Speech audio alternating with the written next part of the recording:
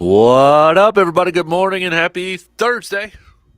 Dan Kasper Show's on the air. Radio dials, couple of those. 105.1 FM, 790 AM. Video stream up and rolling as well on YouTube, Facebook, Twitter. Hit us up at sportstalk1051.com. You can stream it there. Google and Alexa home devices, Sports Talk app. How y'all doing this morning? Appreciate you making us a part of your starts on this thirsty Thursday. It is a Thursday, so if you got any shout-outs that you want to give to anybody or anything out there, you all know the drill. Hit us up with a text, tweet, or Facebook message or comment on the video stream, right? You can hit us up on that Shoe Doctor's bullpen line, 715-830-1912 with that quick text or whatever is easier for you. But what do we got on the game plan here this morning? We got have a little bit of everything, it seems like. We're going to talk some hoops coming up here in a little bit on the opening drive. Bucks picking up the victory last night against the Hawks, although it got a little scary there towards the end. Bucks had a nice, comfortable lead and everything. Hawks making a big comeback and making things interesting there. But thanks to Drew Holiday and Brook Lopez, able to close it down there. Milwaukee did lead by 24 at one point in the third quarter. But Bucks do pick up the 114-105 victory. And this was a game where Giannis didn't even have double-digit scoring. The other thing, Giannis, he was getting it done on the glass. Grabbing the boards, 18 rebounds, 10 assists. Just shot the ball 10 times, was 3 of 10 overall from the field, but dishing it, getting his teammates involved, getting it done off the glass. And Drew Holiday and Brook Lopez responding, stepping up, and helping fill that filling the void that Giannis didn't have on the offensive side of things there. So, but most important thing is that W for the Bucks here. So they got a quick turnaround though, because they're going to be going up against the Heat of Miami tonight. Miami a little bit banged up too, so we'll see if the Bucks can take advantage of that tonight against Miami. Then off day Friday, then they're going up against Miami again on Saturday. But we're going to talk some hoops. We're going to talk some Bucks. Give you a quick update on the status of one Chris Middleton. We are approaching some interesting kind of dates leading up to the trade deadline. Because, as we've mentioned a few times, remember, like when it comes to NBA contracts and who you could trade and when you could trade them, it's a little bit different. So, as like with some of the players that were signed up with the Bucks, you can't, like in other sports, you sign a guy to a contract and maybe the next day you could trade him and that sort of thing. Not the case so much so in the NBA. So there's a couple of key dates coming up here for the Bucks if they were interested in hitting up the trade market. We know the trade deadline's less than a month away right now. You can Google like Bucks trade rumors or Bucks trade reports, and you're going to find blogs and clips or people doing a quick TV or radio hit saying Bucks would be interested, or I'm hearing the Bucks. You can find a bunch of different players that attach to the Bucks, but how much wiggle room do the Bucks actually have when it comes to being active at the trade deadline? We're going to kind of break it down for you. Coming up here in just a little bit. Kind of give you maybe a little bit of a sense of really what the Bucks are going to be able to do if they decide to be active by the trade deadline, which I still think they will. John Horst has shown that, and I think with the top heavy Eastern Conference right now, maybe kind of pushing it a little bit, like, okay, maybe we do got to be a little active, got to do a little something to stay up towards the top there and be competitive with these other teams here. Bucks are in that mix too, but maybe just looking for a little bit more of an edge or an advantage here. And could that come by the trade deadline? So we'll give you a little bit of background on that. Give it a little, how do we want to call it?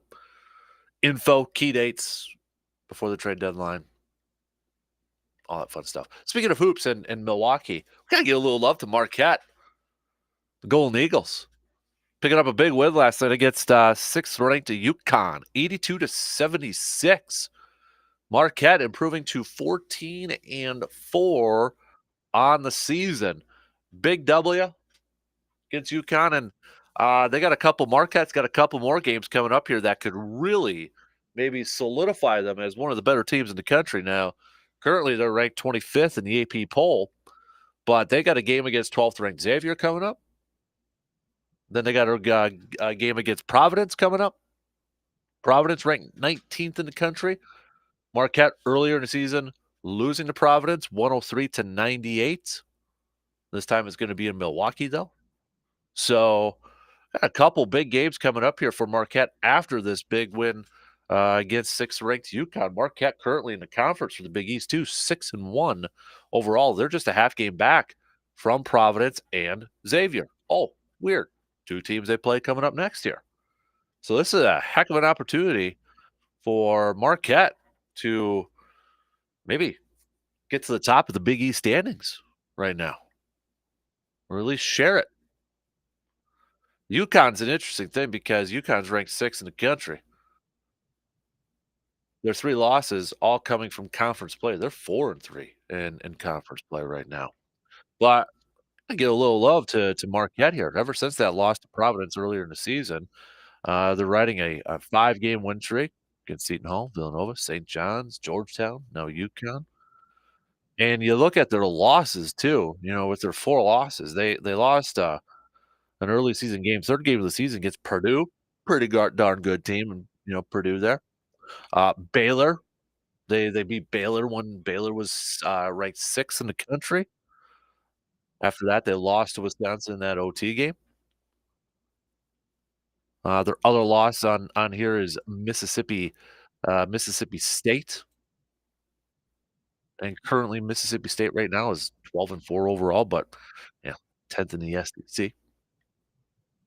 So we gotta get a little love, give a little attention to the Golden Eagles. Marquette getting it done right now, and they got a heck of an opportunity here to add a couple more quality wins to their resume. I saw one of, I think it was bracketology. I saw one of the bracketologies that actually had Marquette, and it was before this win last night against UConn as actually a 4 seed. I think it was Joe Lenardi.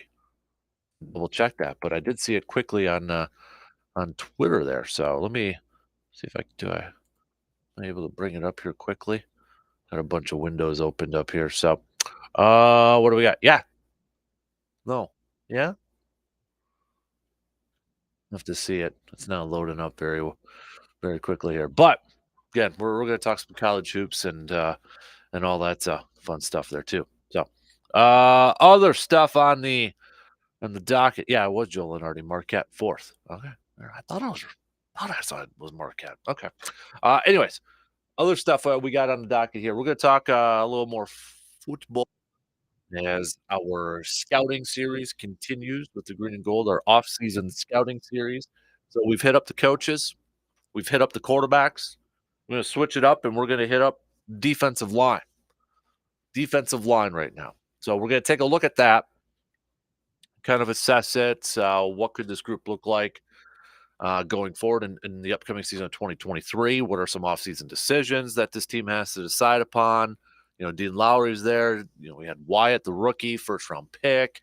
Got to imagine his playing time is going to increase. You got Reed, who was an free agent signing this past season. TJ Slayton, that sort of thing. So we're going to hit up the defensive line.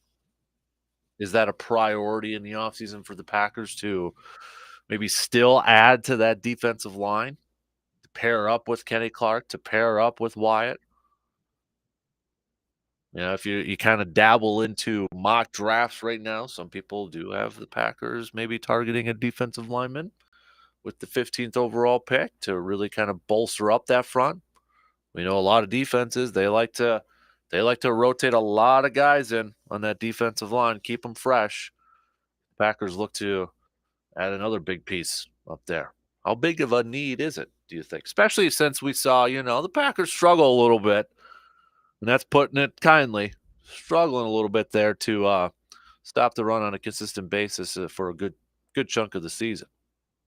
Maybe you want a defensive lineman too, just to kind of help put the pressure on the quarterback, and so it's not always on the outside linebackers, edge rushers there. So we're going to take a look at the defensive line coming up here, and we're going to get to picks tomorrow. But one question, you kind of look at Super Wild Card Weekend coming up this weekend, starting off on Saturday, and usually I love Wild Card Weekend. Like I love Wild Card Weekend, but I got to admit, some of these games coming up this week, I don't know, it just kind of like I think it was Greg Rosenthal on Twitter, who works for the NFL Network, said that made a comment that it was kind of almost seemed like a warm up weekend for the top seeds this weekend, and usually that's not the case when it comes to like the NFL or the top seeds here. And Miami Tua's ruled out, so their line has now jumped to where Buffalo's favored by 13. I wouldn't be surprised if it actually creeps up a little bit more at this point. But Buffalo, 13-point favorites.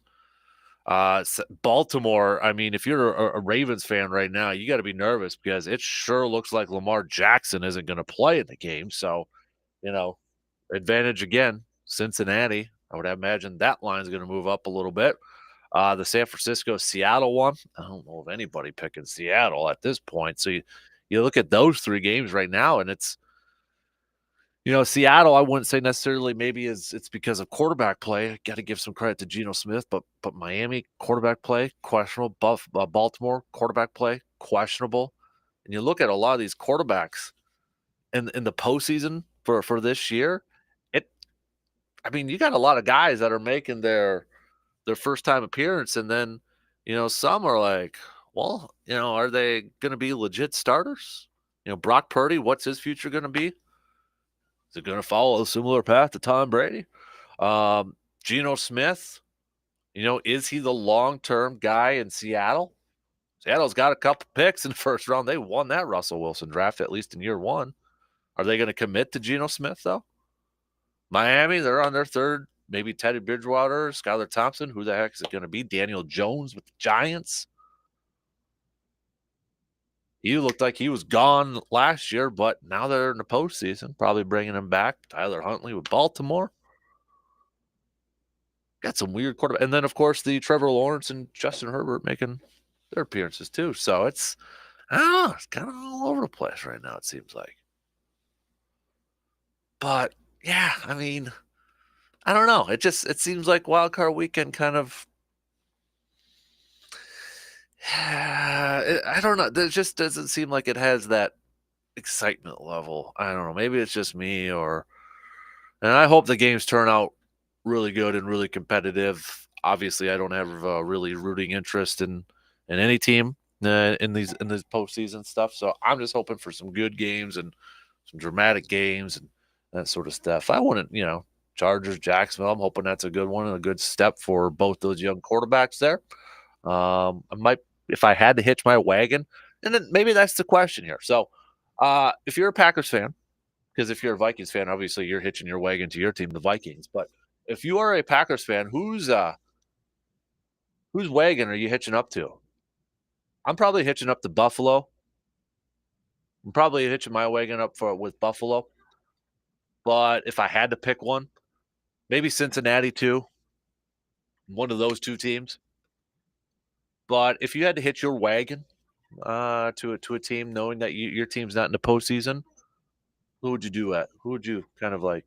Oh, I hope they, kind of rooting for them a little bit. Who you got? Who you got? Hit me up with a tweet, Facebook or video or whatever is easier for you. We'll do a little receiver defer again. I'm going to need your help for receiver defer here this morning. So big thanks last week to all of you who sent over your receiver defers. We're going to hit that up at 7:45 this morning. So if you got any good receiver defers, send those babies on over, okay? Play along with us at 7:45. We'll do a little Thirsty Thursday, probably at 8:05, but you can send those babies on over whenever you like. You want to give a shout out or anything like that? Fired up. What's got you fired up this morning? We're gonna do that around 6:45. It's got you fired up either in a good way or a maybe in a bad way. Maybe you're upset about something. Maybe you're pumped up about something. What's got you fired up? What's got you fired up? So, lots to get to here this morning. So let's just jump into it. We're gonna lead things off here. Opening drive. I want to talk a little hoops. Bucks. Gonna kind of give you a breakdown of some of the key dates coming up here that could affect whether the Bucks decide to make a trade or not, and how much wiggle room do they actually have to make a trade. I'm gonna take a look at that too. Bucks picking up that win last night. Now they got the Heat tonight, and we'll give you that Chris Middleton update. Is he getting closer or not so much to return to the court? All right, first break, and then coming up, opening drive to kick things off on your Thursday morning. We'll be back after these quick messages.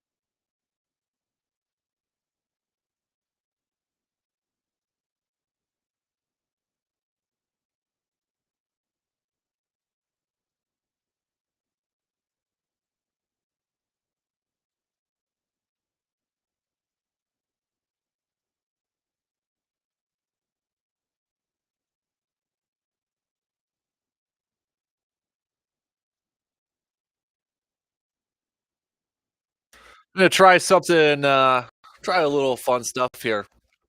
If you go to sportstalk1051.com, you're gonna see a new tab up there that says subscribe. So if you click on that, you'll be able to see some stuff that we got planned on. We got the Green and Gold Chalk Talk newsletter up there, of course, but we're gonna do some trivia stuff, but it's only going to be for our what we're going to call sports insiders out there. So if you want to kind of partake in that, and we're going to have a leaderboard up, we're going to see who's the smartest of the smart. That doesn't make any sense, but you know what I'm getting at. Smartest of the bunch there. But it's gonna come through your email and such. So you gotta sign up for it. It's free. Subscribe to it. It's free. Also, we're gonna do some what we're gonna call like tailgate talks. Maybe get together at certain points of certain times of the year and such. Get together, have some beverages, some food and that. So if you want to know when we're going to be doing that, you got to be an insider, right? You got to be a sports talk insider. So just go to sportstalk1051.com, click on the subscribe tab, and we're going to add some more stuff throughout throughout the year and such whenever we get some cool ideas and that. So, but check it out for yourself. Sportstalk1051.com and click on the subscribe tab. Okay, let's get things rolling here this morning. Opening drive. We're going to talk some hoops. So the Bucks picked up the victory last night against the Hawks. Although, Bucks jumped out to a 39 to nothing lead or 39-19. 39 nothing would have been awesome. 39-19 after the first quarter. Atlanta chipping away. At one point, the Bucks were up 24 in the third, but Bucks able to hold on to a 114-105 victory, even without Giannis getting in double-digit scoring. Did get 18 rebounds and 10 dimes, 10 assists. Drew Holiday helping lead the way with 27. Brook Lopez also contributing 20 points last night. So the Bucks do pick up the victory. Mike Budenholzer saying, I thought it was one of Giannis's best games without scoring. I thought he trusted his teammates. He made a ton of great plays. For him to go to the boards, do everything else, he does, and then find the willpower, the competitiveness to get a tough offensive rebound, not force it through a bunch of traffic. Credit to our guys. We had a big lead, then a big comeback for Atlanta, a big punch from Atlanta. We were able to throw that last one and able to finish it. Credit to our players. The Hawks were without Trey Young and Clint Capella in this game too. So, but Chris Middleton missing his 34th game of the season. The last 13 in a row with that right knee soreness. However, maybe, just maybe, we're getting a little bit closer to the return of Chris Middleton. He did participate in 5-on-5 drills in Atlanta, and he is getting closer to returning. So you think he's getting a little bit closer to returning there. I would imagine probably not tonight against Miami or this weekend. Maybe, hey, maybe possibly shoot for next week with a couple games at home, or maybe because they got a 3-day break in between their Toronto game next Tuesday and their game against Cleveland next Saturday. So maybe a nice return against Cleveland, or maybe throw them out there against Toronto, get a little rust off, get a nice little break there 3 days, and then you got Cleveland after that to get ready for.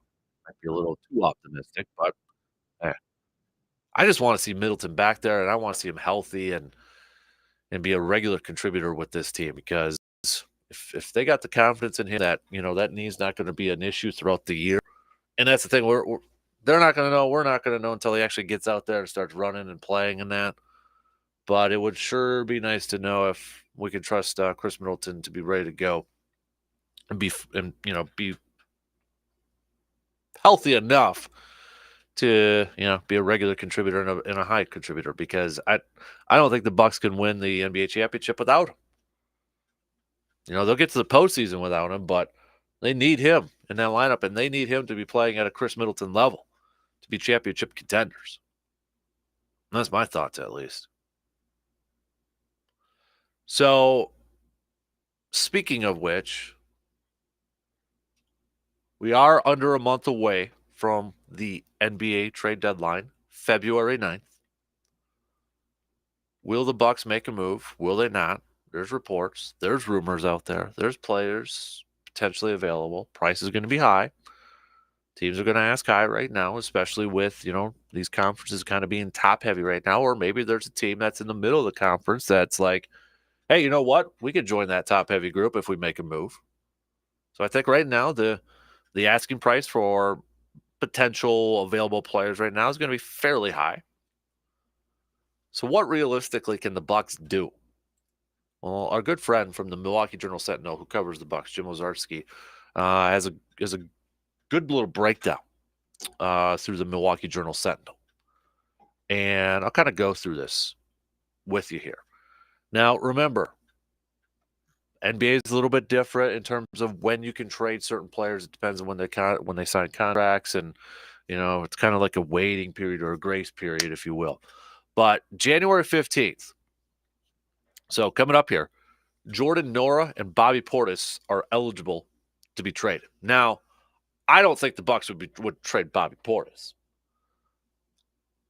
That could be a big trade piece for the Bucks, but I don't think they will, and I don't want the Bucks to trade Bobby Portis, and I don't know too many Bucks fans who would want to see the Bucks trade Bobby Portis. I think that would have quite the at least a negative impact amongst the fan base, and maybe even within that locker room too. So Jordan Nora has been a player that his name's always popped up in possible trade packages. Could that be a player that the Bucks add to a package to potentially acquire somebody? His name's been out there for, well, even before this year. So January 15th, that's the date. So it's coming up here in 3 days. That doesn't mean that on January 15th they're going to make a trade. It just means that they can, officially move on from him if they wanted to. January 18th, Pat Connaughton is eligible to be traded. Again, I don't think Pat Connaughton will be traded. I don't think Bucks fans want to see Pat Connaughton traded. But, never say never, I suppose. And the thing, going back to Jordan Nora, too, here is, everybody said, and that's when we get to, like, trades, whether it's football, basketball, baseball. We'll trade this guy, trade that guy, move on from him. It's easy to say that, but again, you've got to find that team that's going to be, like, willing, like, that they want that guy or they're willing to bring on that guy. And I know the NBA is a little bit different, too, where you could trade players with, and for maybe it's a rebuilding team, they'll take on that expiring contract. Could be a big expiring contract, but they'll take it on knowing then, okay, they're going to have cap space in the upcoming offseason, maybe to splurge a little bit in the trade market or in the free agency market. But you look at Jordan Nora so far this year. I mean, he's played in 29 games, averaging 16 minutes, averaging 6 points per game, 3 rebounds per game. His 3-point percentage is 37.7, which is about his career. Field goal wise, he's 37.5, which his career's about 40.7. So what would, you're not going to be able to just trade Jordan Nora for an impact player. You're going to have draft picks and maybe some other players. So speaking of draft picks, what do the Bucks have that they could trade? Right? We've seen, how many times in the NBA have we seen teams trading like their first-round pick years down the road? Years down the road. A little bit different than the NFL, where a lot of teams value those first-round picks, but if you get a quarterback and then you trade in a couple first-rounders and might have them for a couple years. But league rules, again, NBA's got different rules when it comes to trades and what they can trade and that sort of thing. League rules will allow the Bucks to include their 2029 first-round pick in the deal. Not 2023, not 2024, right? 2029. That's 6 years down the road. Because Milwaukee does not own its 2023 pick. Houston has that. Milwaukee does not have their own 2025 pick or 2027 first-round pick. New Orleans has that. 2025, 2027. Yeah, Drew Holiday, New Orleans, Houston, PJ Tucker. New Orleans has the right to swap first-round picks with the Bucks in 2024 and 2026, which means those picks cannot be dealt until that draft night. And league rules prevent the Bucks from trading their 2020 first-round pick. It's complicating, right? So thanks to Jim for breaking this all down, because it's not like we'll trade this pick, trade that pick. It's more complicating in the NBA. And maybe that's, I know we've kind of had this question off and on before, but maybe why aren't you the biggest NBA fan, or maybe why you're maybe casual if the Bucks are doing well, pay attention to that. But it's because sometimes it's just so complicated. We talk about, the officiating, what's a travel, what's not. It's so inconsistent. But I would argue too, like some of these, rules of whether you could trade and, teams trading their picks way down the line, or it's a lottery protected pick, and it's confusing at times. And I think that kind of turns off maybe some fans, because, the NFL draft is a huge thing, right? It's huge. People pay attention to it, but it's kind of easy to follow. Oh, they got that pick. Okay, draft board. Yep, got it. Oh, they traded that first round for a quarterback, so they don't have that first. Okay, got it. It's a little bit easier to follow. NBA, nope, not as easy to follow. Bucks do have a plethora of second-round picks, though. They've got 6 second-round picks through 2027. So, second-round picks, how valuable are those in the NBA? That could be debatable. Not to say that, there haven't been players who have been drafted in the second round that haven't been, contributors or have actually worked out and such. Brogdon being one of them. But again, how valuable are they in the NBA? It's questionable. So that kind of like, if you're thinking, okay, Jordan Nora, we're trading him, what can you add with him? If you're thinking draft picks, well, if you're going to attach a first rounder, it's going to have to be 2029. Second rounder, okay, you got a few of those. But again, what's the value of those second rounders? And right now, if the Bucks,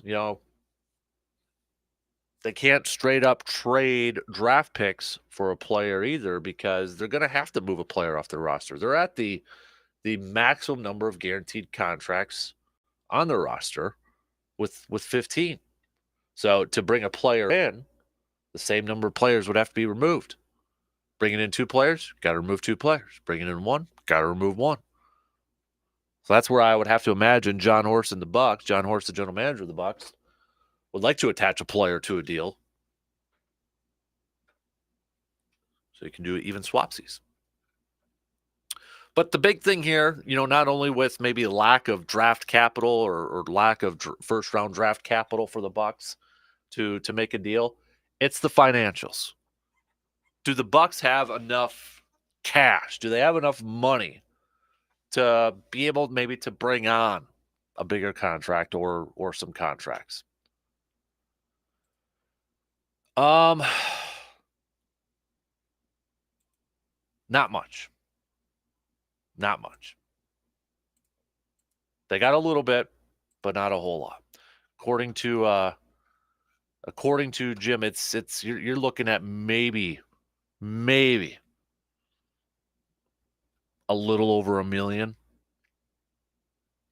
The Bucks are into the luxury tax very, very deeply, and they may, according to Jim, sink deeper still depending on which bonuses Drew Holiday hits by the end of the season.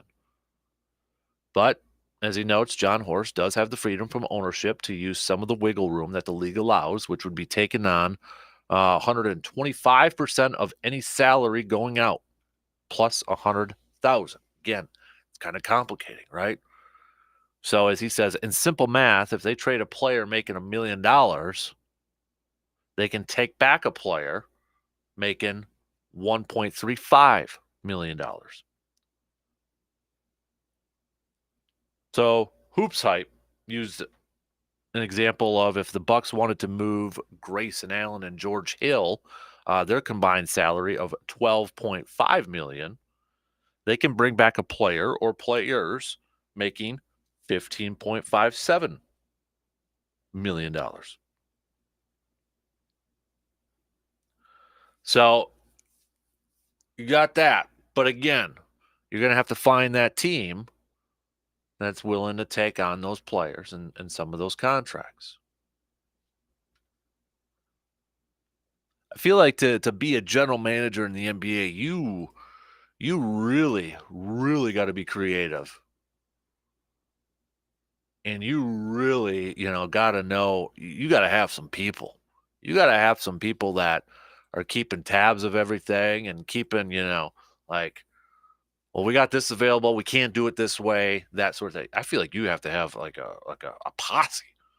You have to have your own trade group or roster management kind of group here to remember all this stuff and to go through the details. And they do, but this is where I think to be a general manager, sometimes it's like, whew, especially in the NBA, to try to keep track of all this stuff. But that's kind of where they're at. So can the Bucks make a move? Yes, they can. Can they make a couple moves? Yes, they can. But it's going to require some creative movement. Can they find those teams that'll take on maybe some of those contracts? Can they find those teams maybe to, yeah, we'll take some second-round picks. Can they do that? Or can they find a team that's like, yeah, we'll take a 2029 first rounder. We'll wait 6 years for that. That's the thing, especially with, top of the line looking at the Eastern Conference specifically, but you can add in the Western Conference. It's a battle right now. It's going back and forth. So prices are going to be high. More teams in play maybe to looking at acquiring talent at this point. Be interesting. I still think John Horst makes a move.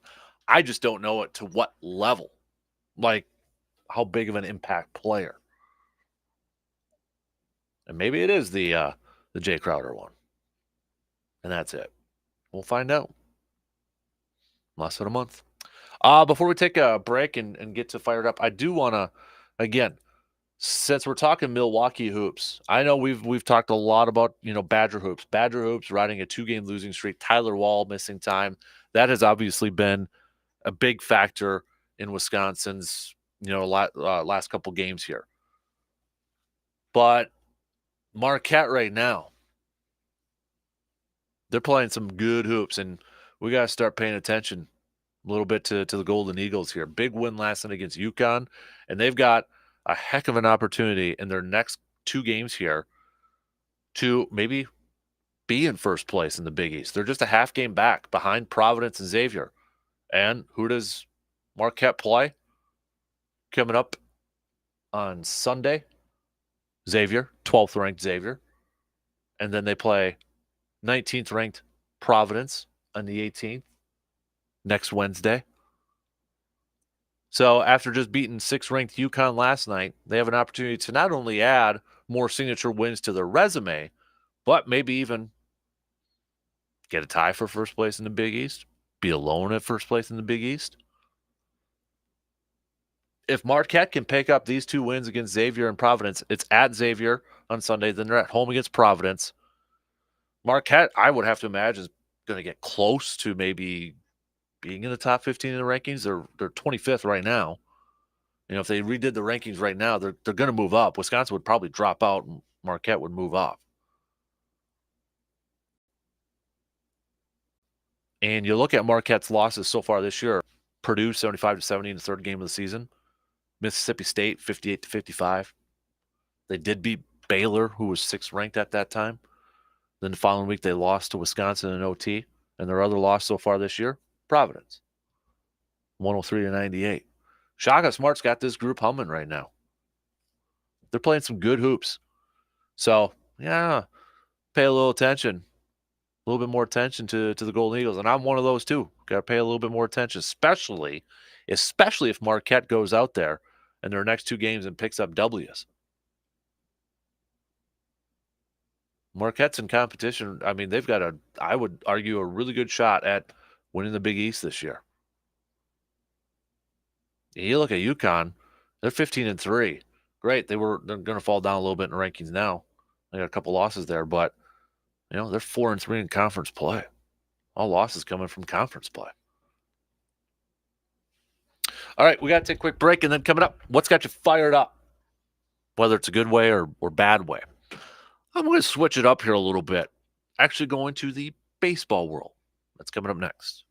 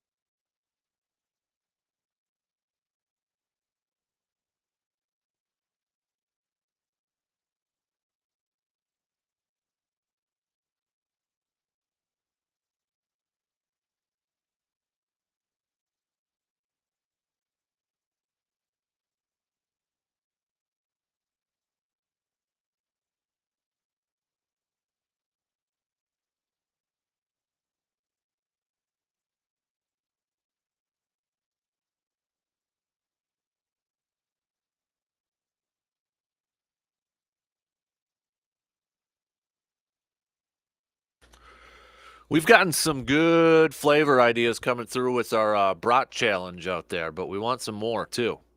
We want some more.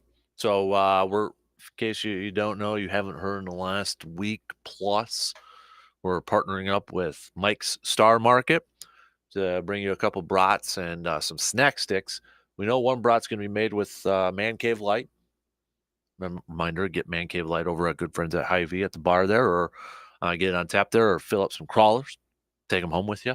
But we need some help deciding on what the other flavor of the for the other brat's going to be, and the snack sticks. So all you got to do is go to sportstalk1051.com, click the enter and win tab. You'll see the icon right there, and just click on that baby and submit your flavor ideas. That's simple. No right or wrong thing in this. If you're thinking, I don't know if they'll like that, send it through. You never know. And if we're looking for the unique ones. So if we select it, you're gonna get a gift card from Mike's Star Market. All right, do it up. Okay, let's do a little fired up.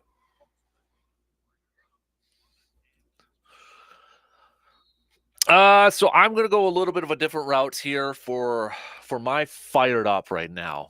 And usually when I do fired up, I'm like pumped up, excited about something. I mean, I think for the last couple weeks now, I've said something about Badger football that, I'm just fired up with the bat signal, with the Luke Fickle bat signal and all that. I'm going a little bit of a different route. I'm fired up and more in terms of annoyance and disappointment so far. And again, I'm going to, the Brewers. I was looking at MLB.com. MLB.com, in the off season, you're trying to come up with content and that sort of thing. But I thought this one was interesting, where it was a 2023 MLB pipeline poll, and it was 4 parts. Executives looked at individual players and what the industry as a whole thought of them. So you're looking at like prospects, farm systems, that sort of thing. And the latest one that came out was farm systems. And it wasn't even close. The top voted team was Baltimore. 50% of the votes. 50%. Baltimore. You know who number 2 was at 21%? The Dodgers. The Dodgers. How the heck is it the Dodgers? You're probably thinking, how do the Dodgers have a farm system? It's the Dodgers. You know who number 3 is? The Cardinals. Yeah. Diamondbacks finished with 4th at 6%. Others receiving votes: Cubs, Guardians, Rays, Reds, Yankees. Nothing with the Brewers on there.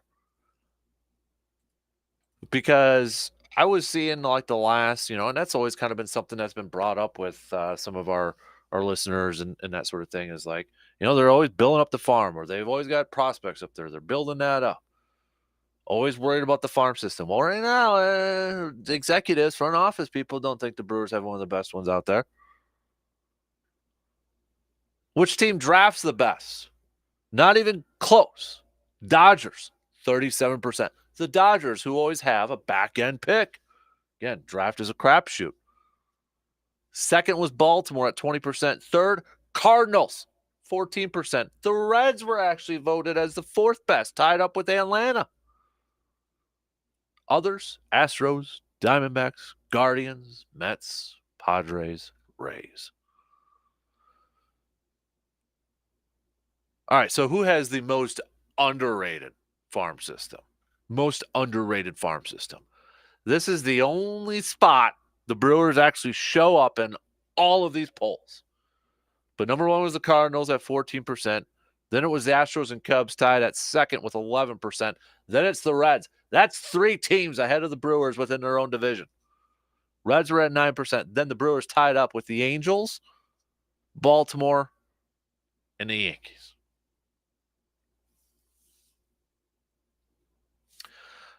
This one I thought was kind of interesting too. Which team hoards prospects the most? And Brewers fans got to be thinking, oh, that's the Brewers easily. They don't even show up. Guardians were number 1 at 32%. Rays 15%. Cardinals at 12%.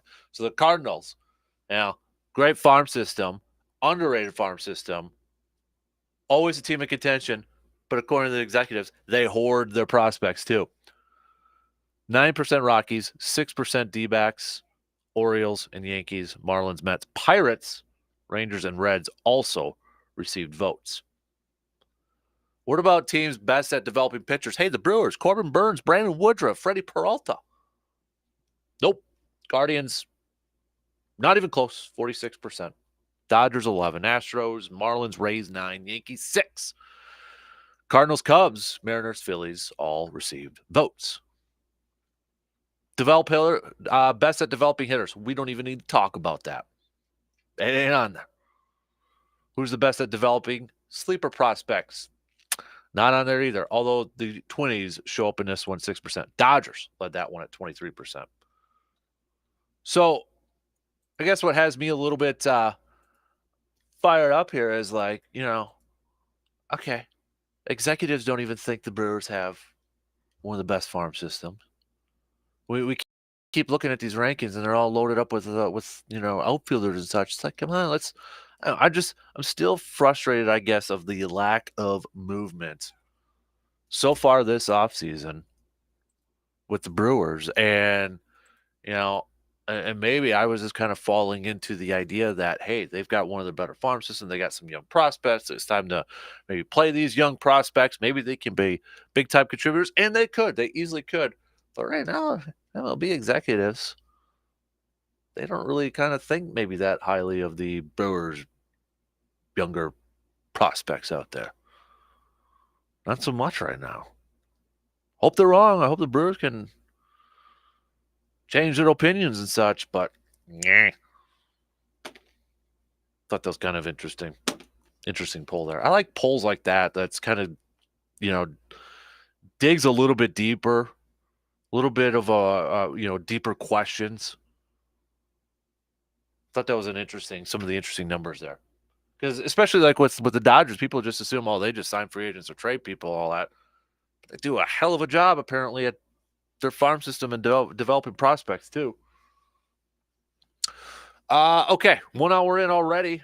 We're going to do some sports nuggets of the day to kick off the second hour. And then coming up after that, our off-season scouting series continues with the Packers. We're going to take a look at the defensive line here this morning. So we got that coming up as well. And don't forget, send me some receiver defer questions this morning, okay?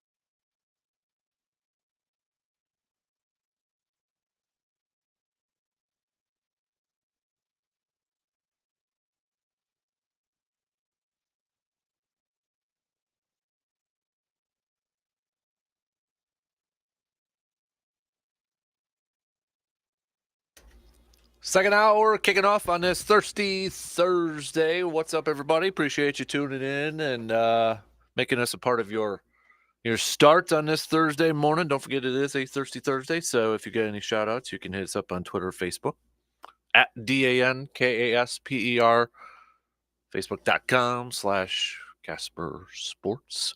We're going to do some sports nuggets of the day coming up here in just a second. Coming up in about 10, 15 minutes or so, we're going to continue our off-season scouting series with the green and gold. We've looked at the coaching staff. We've looked at the quarterbacks. Today, we're going to look at defensive line. We're going to take a look at the defensive line here. So we'll get to that coming up. I need some receiver defer questions. So if you could text those babies on over to me at the Shoe Doctors bullpen line at 715-830-1912. I would appreciate that. I'd really appreciate that. Let's do some sports nuggets of the day here this morning, brought to you by Yancey Associates. 1906, the forward pass was legalized by the Football Rules Committee. How about that? Where would football be today without the forward pass? Would it be as popular? 1921, Kennesaw Mountain Landis became the first commissioner of baseball. Man, I miss names like that. Kennesaw Mountain Landis, come on. We got the Cleveland Rams, 1946, were granted permission to move to Los Angeles. Dolph Schayes, 1960, of the Syracuse Nationals, became the first pro basketball player in the NBA to score more than 15,000 points in his career. I think it was his kid that played for Orlando in the 90s. Was it Danny Schayes or something like that? I just remember that because I was an Orlando Magic nerd in the 90s. 1966, Red Auerbach won his 1,000th game as a coach of the Boston Celtics.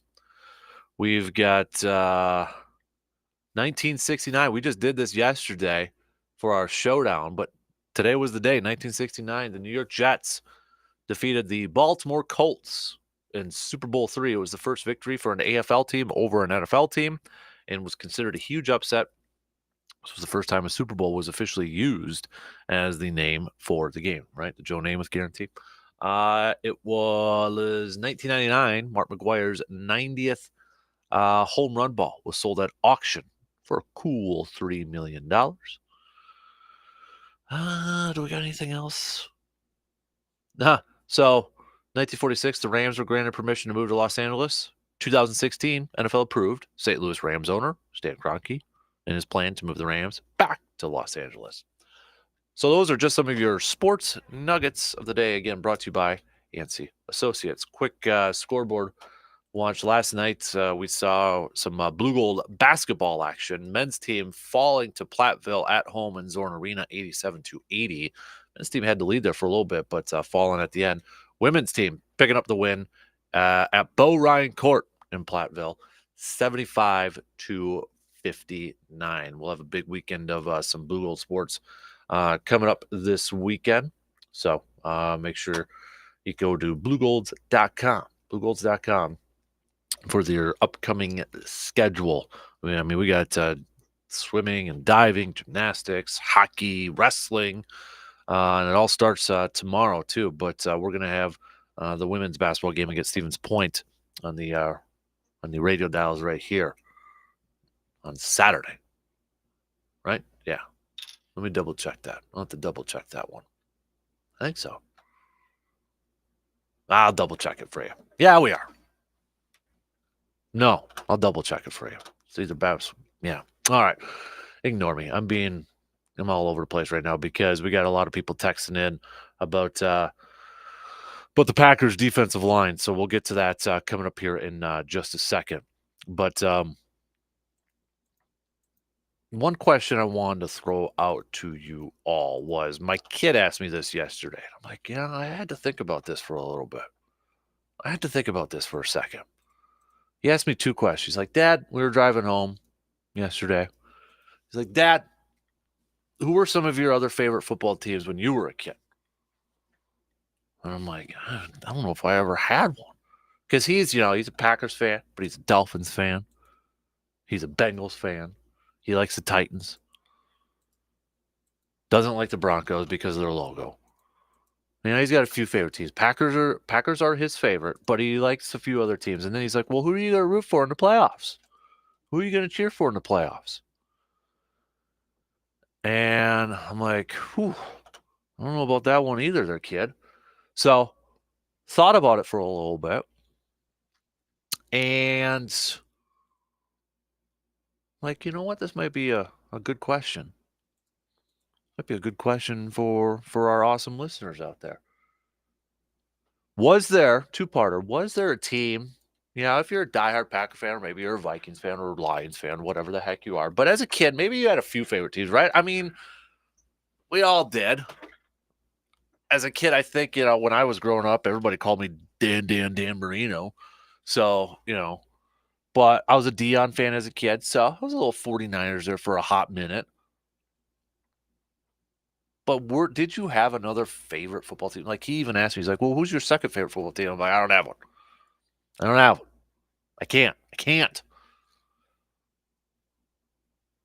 And if you are a Packers fan, or maybe you're a Lions fan, or whatever, Bears fan, are you kind of hitching your wagon to a team for this postseason? Like, you're looking at it, you're like, man, my team's not in it, so I hope, fill in the blank, this team wins it. I hope this team wins it. Who is that team for you?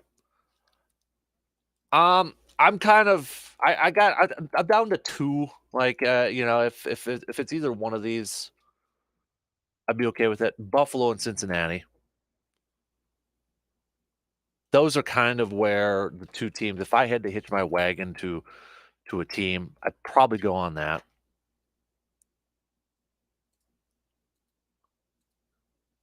By the way, the basketball game that we're going to be airing is the Stevens Point one. Stevens Point one for the Blue Golds on Saturday.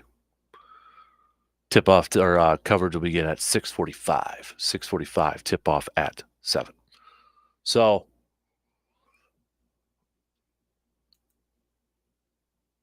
yeah, and I was kind of going back and forth on it a little bit, but I think I'm settling on Buffalo and Cincinnati if I had to hitch my wagon. And they're both AFC teams because I'm looking at the NFC. I don't want Philly to win it. They already won it. They get a little bit of a break. I'm not a Philly fan. I don't want Dallas to win it. I got all the respect in the world for Mike McCarthy, but it's Dallas. Maybe if it was a different team besides Dallas, I'd root for Mike McCarthy, but it's Dallas, so no.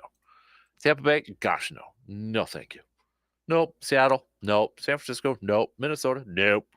Giants, nope. Don't want anybody in the NFC. Call it a sore loser. I don't care. I don't want anybody in the NFC if it's not Green Bay. So, kind of looking at the AFC. I mean, Jaguars would be just, I think that would be awesome if they could go on a run like that because, I mean, come on, it's the Jaguars. Got to give them a little bit of love, right? So, I mean, there's more teams that I'm kind of hitching my wagon to some AFC teams. So, Chargers, sure, why not? Jaguars, yeah. Buffalo, yeah. Cincy, yeah. Kansas City, you could cool it for a little bit. Miami, why not? Probably not going to happen, though. So I think pretty much everybody in Baltimore, nah, you can cool it too. I think everybody in the AFC I'll be okay with besides Baltimore or Kansas City winning the thing. I'd be okay with that. Nobody in the NFC. I don't want anybody in the NFC. AFC, I'm good with everybody besides Baltimore and Kansas City. I know they're going to be, I think I saw Pro Football Talk that potentially we might hear, if it does happen, it's not a for sure thing, but if it does happen, the neutral site for the AFC Championship game might be announced here. And Pro Football Talk, they had their top 3 picks. Their number 1 was Lambeau Field, hosting the AFC Championship game if it were to be on a neutral site. So What do you think, Packers fans? Would you be okay if the AFC Championship game was at Lambeau Field? 2, would you go? Would you go? Would you go to an AFC Championship game if it was at Lambeau Field? We kinda threw that question out when, was it, the idea possibly that Kansas City and Tampa might have to play in Minnesota because of the hurricane down in Florida? We kinda threw out there, would you go? Would you I mean, that's Brady, that's Patrick Mahomes, right? That's a star-powered matchup. Didn't happen, but Green Bay, if it's an AFC Championship game, you don't really maybe you don't have a rooting interest in either team that would be playing in it. I would be tempted with that. I think I would be tempted with that. I'd be interested. Kinda go, it's gonna be cold probably, unless it may be comfortable warm out there. But you go, you don't really have a rooting interest, you're at Lambeau, you're watching, the 2 best teams in the AFC. Winner goes to the Super Bowl. I think especially if it was like Buffalo. Now we're talking here. Now that would be fun. Because I feel like, and maybe I'm speaking out of turn here, but I feel like Packers fans and Bills Mafia kind of have a lot of similarities. Right? The last few years, we've been, really exposed to Bills Mafia. They're tailgating, they're jumping on the tables and that sort of thing. And I think like Packers fans and Buffalo Bills fans have a lot of similarities between the two. And I think that, I think if it were Buffalo at Lambeau Field for an AFC Championship game, I think Lambeau Field would be more full with Bills fans. I really do. But would they actually put an AFC Championship game outside in the elements? Would they do that? Even though these teams are outdoor teams, would they actually do that? I don't know if they would actually do that. I know Detroit turned it down, Indianapolis turned it down. Maybe Atlanta's in play. But if it's on the elements and Lambeau Field, ooh, well, what would you think about that, Packers fans? Would you actually think about going if you had the chance? Okay, let's take a break. Speaking of the Packers, we're going to continue our off-season scouting, taking a look at the defensive line.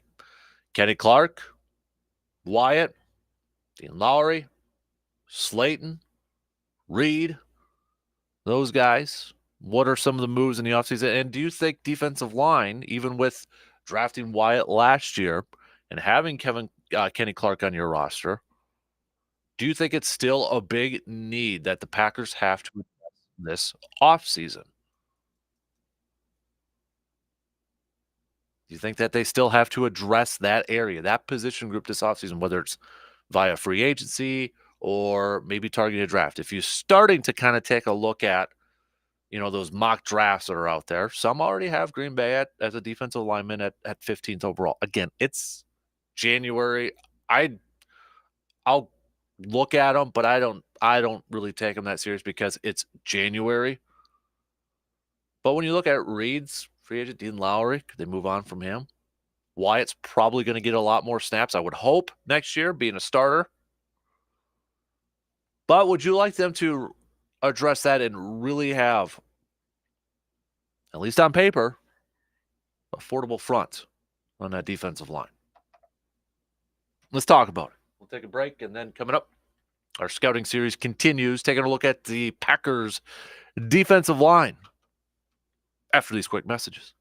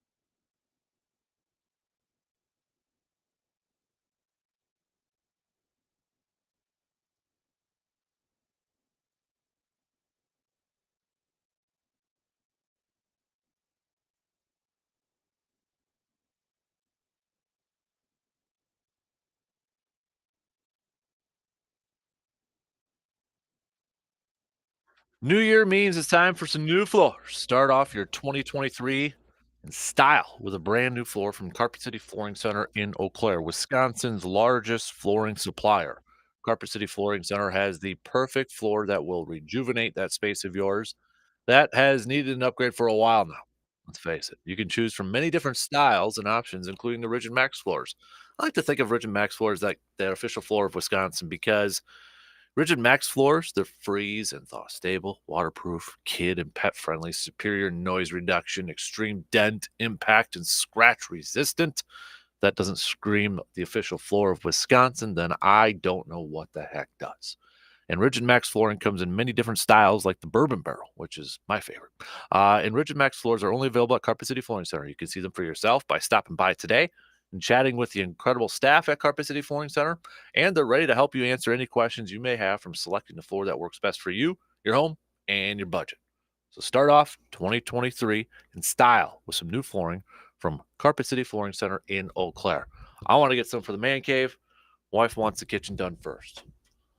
We'll see. We'll have to see what who wins that battle, that argument there. A lot of you texting in right now with your favorite teams as kids or who you're rooting for. Keep them coming. I like this stuff. I'll have to give some credit to Hudson for coming up with this question here. Surveyor. And thank you to those sending some receiver defers. Keep those coming too. We're going to hit that up in about 15 minutes or so. Surveyor, I had an AFC and NFC team growing up, Packers and Bills. I always thought Buffalo was just an AFC version of Green Bay. Bills Mafia. Let's go. Another texter going with Dallas because they really like Mike McCarthy. I have mad respect for that. Mad respect for that. Favorite team when younger was Broncos. Huge John Elway fan. Want the Bills, Bengals, and nobody from the NFC. Living a dream, Jeff. In the late 80s, I pulled for the Broncos with Elway and the Three Amigos and Atwater. Didn't like them, hated them as of 97, but I'm pulling for the Bengals this year. Living a dream sense. Let's go another one. Okay, so that's for something else. The Honorable Travis from A-Town. I didn't really have any other favorite teams as a kid. I rooted for players like Barry Sanders, Primetime, Bruce Smith. That's a good point, too. As far as the playoffs go, if Green Bay isn't in, I root for the underdog as long as it isn't the Vikings. Go Jaguars. Aaron. Good to hear from you. It's been a while. If my mother was coaching the Cowboys, I still wouldn't root for them. Aaron. Good. Keep these coming. I like it. Keep them coming. I can't root for an NFC team. I got mad respect for Mike McCarthy. I just wish he was with a different team right now. But I can't do it with any NFC team. So I'm going with anybody in the AFC besides Baltimore and Kansas City. I want something different. I want something a little bit different. So, all right, let's continue our defensive or our position or our scouting preview series, looking at Green Bay, taking a look at the defensive line here. Kenny Clark, we know he's on there. We had one texter say Clark probably needs to take a pay cut due to cap issues. Well, remember, they already restructured his contract earlier this season, so I don't know how much that they're going to be able to do in terms of trying to restructure his contract. They already added a couple more years of voided years on there, so I don't know how much more that they'll be able to do there in terms of like restructuring and such. I would love to see Reed back. Dean Lowry can go and draft a few linemen too, not necessarily reach in the first round. But if a top one falls, go for it. So, taking a look at this defensive line group, I don't think Dean Lowry will be back. I don't think he'll be back. I do think, Kenny Clark obviously is going to be around. Wyatt's going to have an increase in playing time next year as a starter and such. Then after that, I wouldn't mind having Reed back next year. I wouldn't mind having that. I would like to see depth there. And I thought we were going to have that depth this year. I think Slayton took a step this year. I think the main thing with him is he a 3-down lineman? or is he just straight up running downs? And there's not necessarily anything wrong with that. There isn't. But I wouldn't mind 60, 60 on that defensive line. I just want to see consistent pressure from this defensive line group, collapsing the pocket, stopping the run, being consistent at stopping the run. I want to consistently win in the trenches up front. So, yeah, I would like to see another starting type of defensive lineman added to this group, assuming it's going to be Kenny Clark, Wyatt as your two starters. Who's your next one? Who's that next starter then? That to me is an unknown. Is it going to be Reed coming back? Is it going to be maybe Slayton? But I think, if it's one of those two, you still need to add a defensive lineman to that group. And I think it's fair to say, Kenny Clark started off the season hot, right? Started off hot. We went through the numbers last week about his pressures. And then, like middle part of the season, a little bit longer than the middle part of the season, kind of slowed down there a little bit, but then picked it back up. Now, was that based off scheme, play call, player-wise? Could be a little bit of both. Maybe the answer is between the two. But if you look at his pro football focus grades, Kenny Clark's, it was only 66.4. If you're one that looks at pro football focus grades, that's down from 2021 where it was 74.9, 2020, 73.8, 2019. If it's going to load up for me, probably not. But it's down from the previous couple years. Yeah, 79.9 in 2019. And I still feel like Kenny Clark is maybe one of the more underrated. I mean, 2018 was his monster year where he had a 90.2 pro football focus grade, 6 sacks that year. I just think the guy needs a little bit more help up front. Hopefully Wyatt can be that guy in year 2 with more snaps, developing. We've seen some glimpses in the limited amount of snaps that we saw from Devontae Wyatt this year. But I wouldn't mind having another guy out there helping stop the run, helping collapse the pocket, have that pressure on the quarterback collapse in the pocket. So we're not always relying on, the edge rushers to get to it because, if those edge rushers over pursue, quarterback can step up in the middle of the pocket maybe, pick up a first down. How many times did we see that? It felt like. Take away some of the double teams on Kenny Clark. The good defenses around the league, we see it. It starts up front, the trenches, winning the battle at the line of scrimmage. So while I think let's assume Green Bay, and I don't know at this point, but let's assume Green Bay maybe gets a defensive lineman early in the draft. I'm sure there'll be some Packer fans like, oh, why? It's not a sexy pick. People will look at it and be like, oh, they got Kenny Clark and Wyatt drafted. It's why? But I probably wouldn't be too upset, again, depending on who maybe. It's January. But I just want to see this line be so formidable that they're stopping the run, they're collapsing the pocket, getting it done, winning at the line of scrimmage, beating offensive linemen.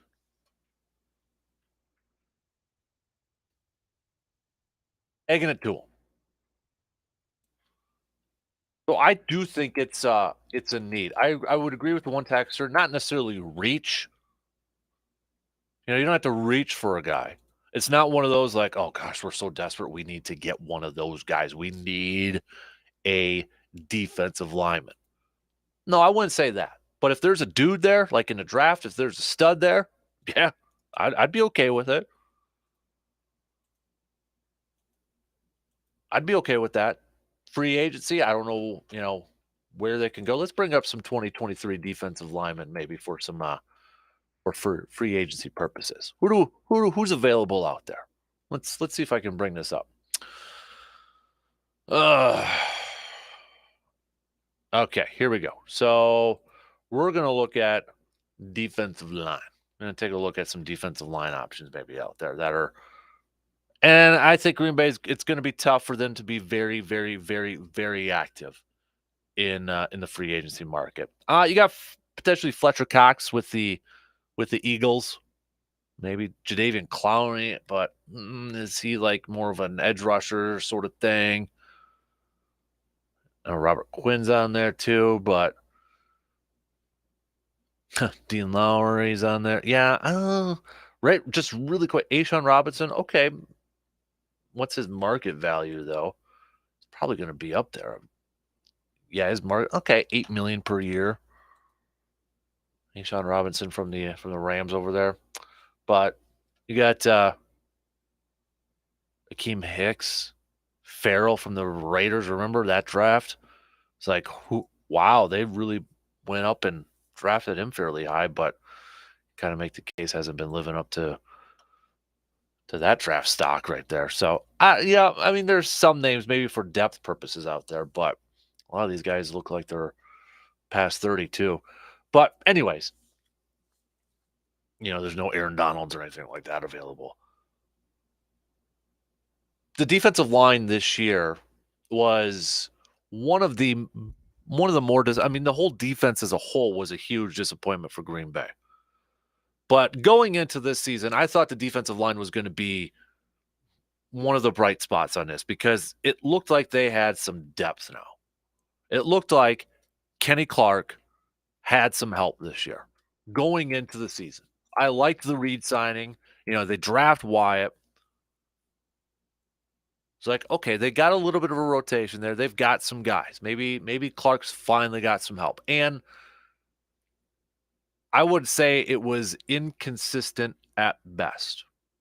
I mean, I thought they got a little bit better down the stretch. We talked about it.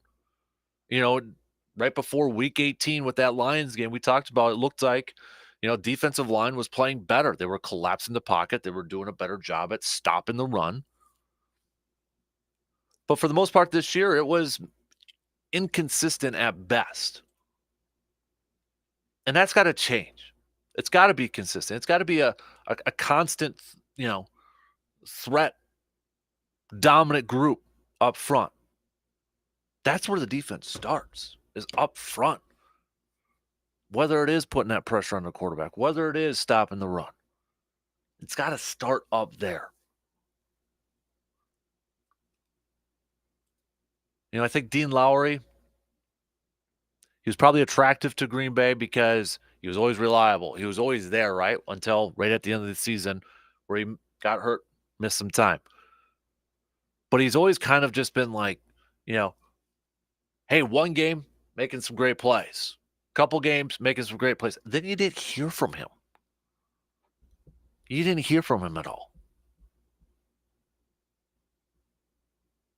I think it's time to move on from Dean Lowry.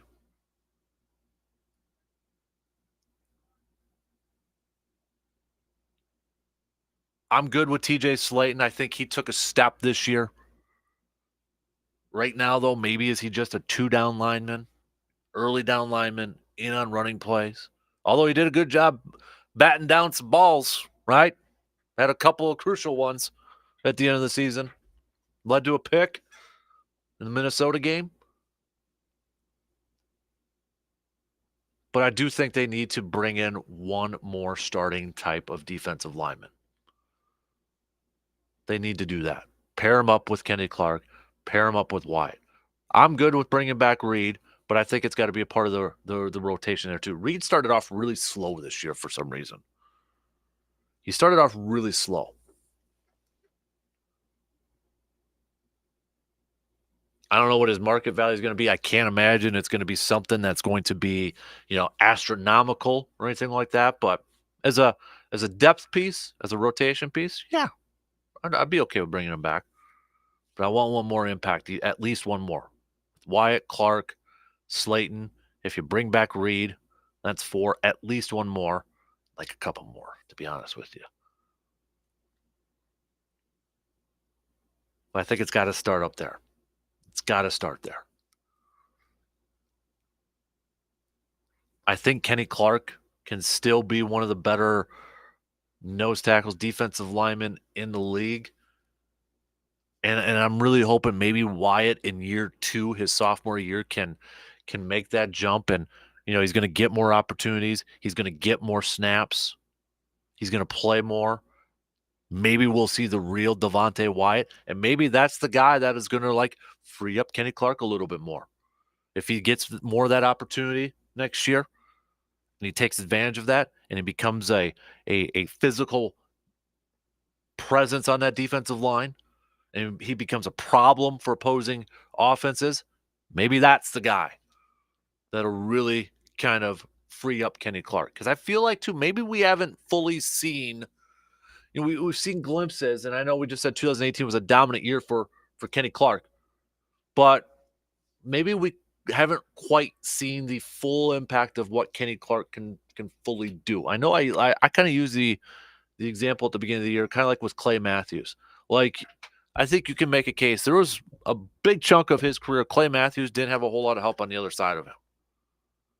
So teams maybe were able to key on 52 a little bit more. I think that's kind of been the case with Kenny Clark here too. Maybe Wyatt is going to be that guy in year 2. But still, I would not have a problem having another defensive lineman and building up that front and just winning in the trenches. It's going to have a trickle-down effect then. You're clogging up those lanes. You're clogging up those holes. It's going to help out your inside linebackers with Campbell and Walker. It's going to help out your secondary if you can collapse that pocket quicker. Make it uncomfortable there for the opposing quarterback. Just my thoughts, but they got a good base with Clark and Wyatt. They got a good base. I think they need to add a couple more, at least one more impact starting type defensive lineman. Really beef up that group there. I mean, especially if you're looking at your division, Vikings, offensive-minded head coach, Cook, Jefferson, they're going to be able to move the ball. Lions, assuming everything's going to, who knows, Ben Johnson might have a head coaching job, but assuming their offense is going to continue to kind of move on up, well, that's offense there. I mean, they're going to have to factor that in. Justin Fields with Chicago running quarterback. Defense is going to be key, and it starts with that defensive front. It starts with that defensive line. Just look within your division and see some of the offenses with Detroit, Chicago, Minnesota. Different types of offenses, but they present different types of challenges. How are you going to slow that down? It starts up front with that defensive line. Field Yates just tweeted this. NFL teams recently declared unused 2022 cap space rollover amounts. So these are the rollover amounts that the Packers can use in free agency this upcoming year. Just a cool $1.6 million. Now, if you remember, some of their unused cap that they used this year went to Elton Jenkins' extension. So it was a little bit more, but Elton Jenkins' extension used up that. The Browns, the most, and it's not even close, $27.6 million. And it's the Panthers and Broncos, about $10.6, $10.7 million. The teams with the least amount, Rams $405,000 and the Vikings $439,000. So, all right. Let's take a quick break, and then we're going to do a little receiver defer. Last call. If you have any receiver defer questions that you can help out and send on over, do so by texting me at 715-830-1912 on that Shoe Doctor's bullpen line. We'll take a quick break, get to a little receiver defer, and then we're finishing up the second hour. We got an outdoor tidbit with Jake Bulks, our Wisconsin Conservation Warden, at 8:30 as well. So don't forget about that. All right. We'll be back after these words.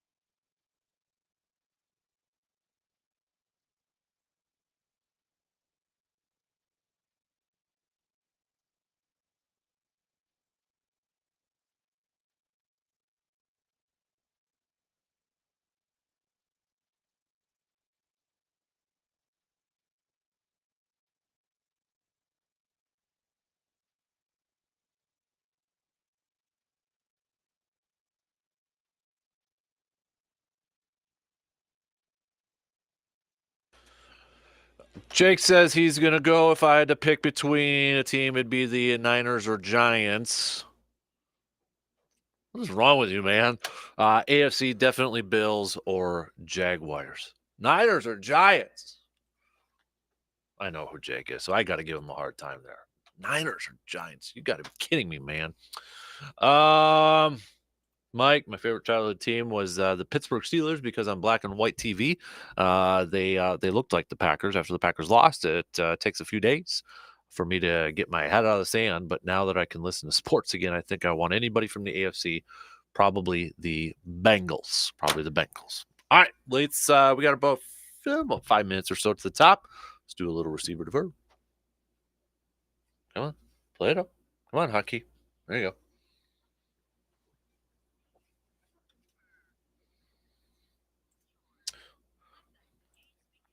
Surveyor Sam a little bit earlier said receive or defer. If Rodgers were to retire right now, we should go after Derek Carr for a quarterback battle next year. I don't think they will.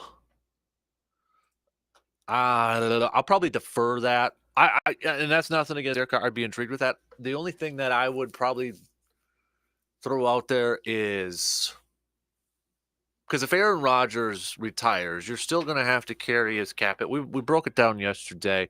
It'd be like 14 something for the first year. Then it's up to 20 something in the second year. So if you bring in Derek Carr, I mean that's another big cap hit.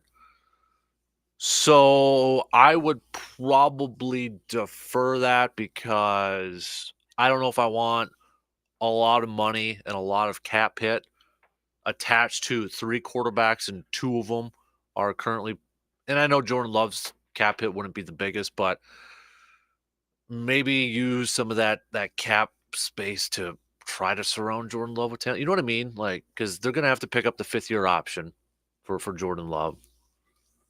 And that cap hit won't be there until 2024. I understand that. But I don't know. I feel like if Aaron retires, I don't know if I'd want to bring on another big cap hit from another quarterback and maybe just kind of use it, whatever limited available funds there are in other areas. But hey, if cap wasn't a part of that, then I would say receive. Then I would say it. Yeah, definitely.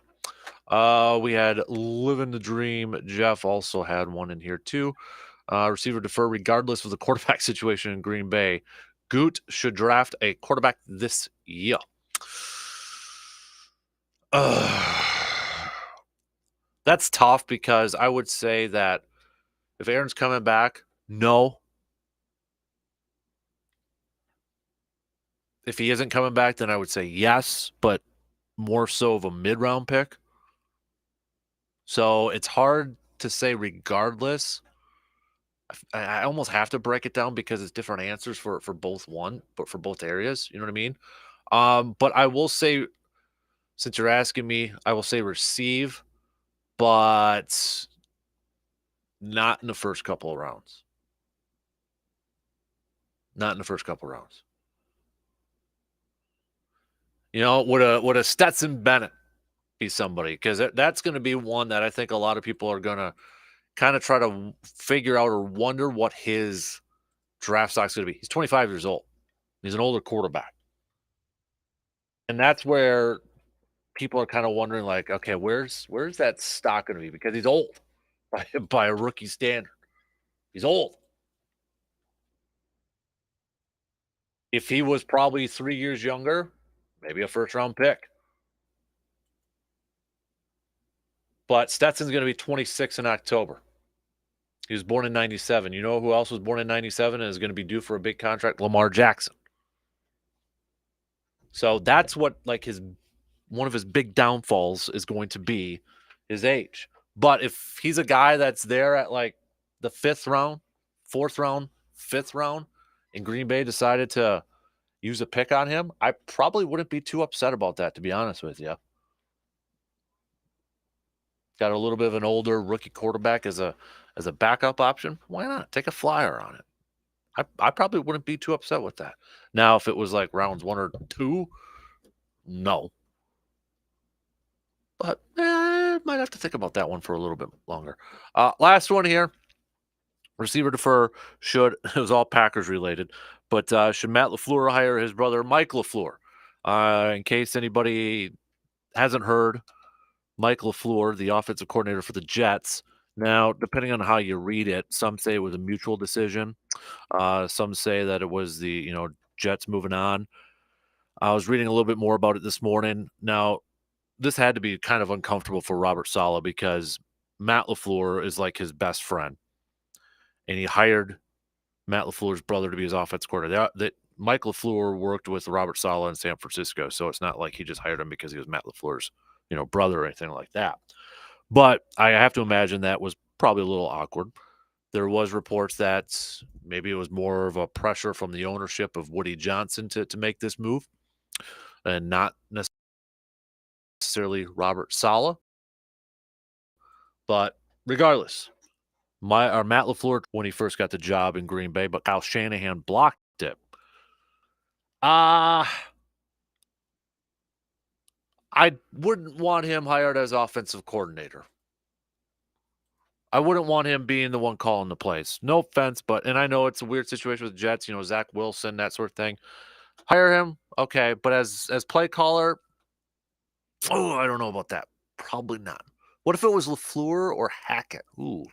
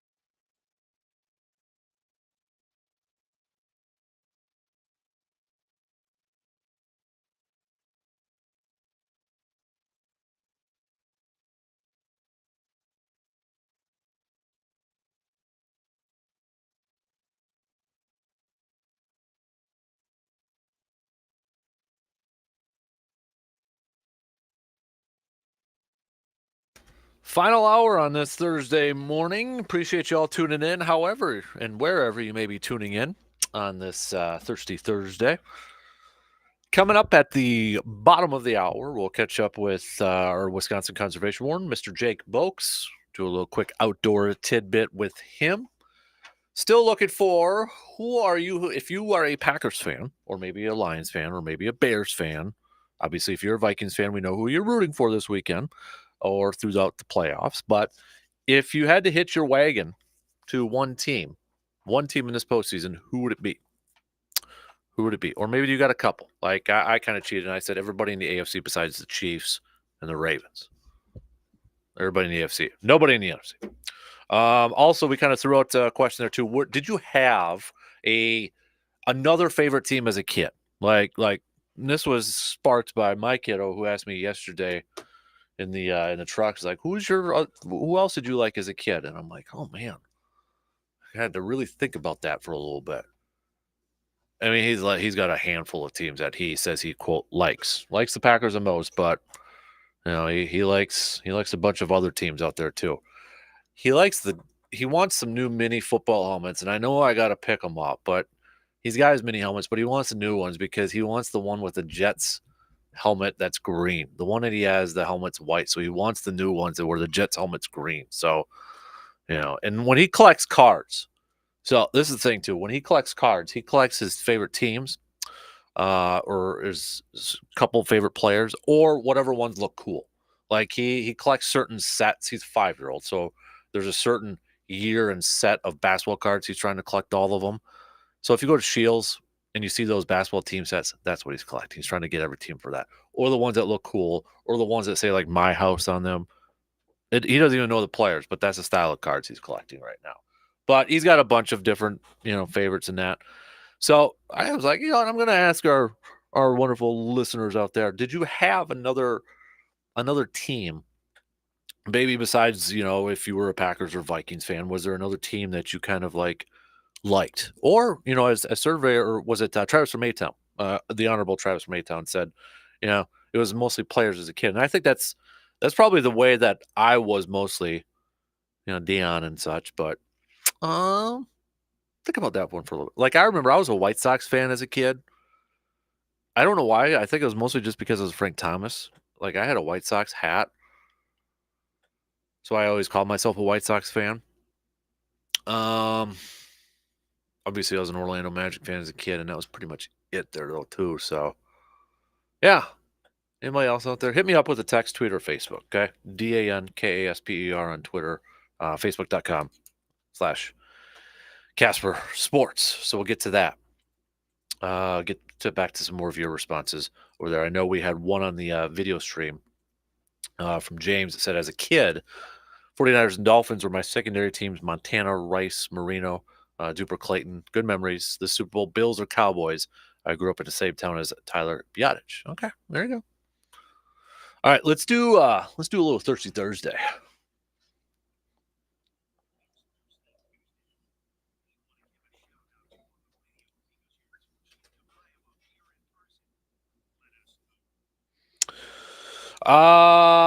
Thirsty Thursday time. I'm gonna give a shout out. My Thirsty Thursday shout out. I'm gonna give it to some of the teachers, the elementary school teachers and that, because yesterday, with no school, my kindergartner, he had to do virtual learning yesterday. So tablet and that. But a shout out to all the teachers who have to do that, because it has got to be difficult. You got like a class of kindergartners on a tablet, on a screen. They're all talking. The kids did a fantastic job. But as a teacher to try to, especially like kindergarten teacher, to try to do that. So shout out Mrs. Hernandez. But, for a kindergarten teacher or any of the teachers that have to do the virtual learning because of school canceled, or even like if it was during COVID and such, shout out to you, because that has got to be very, very difficult.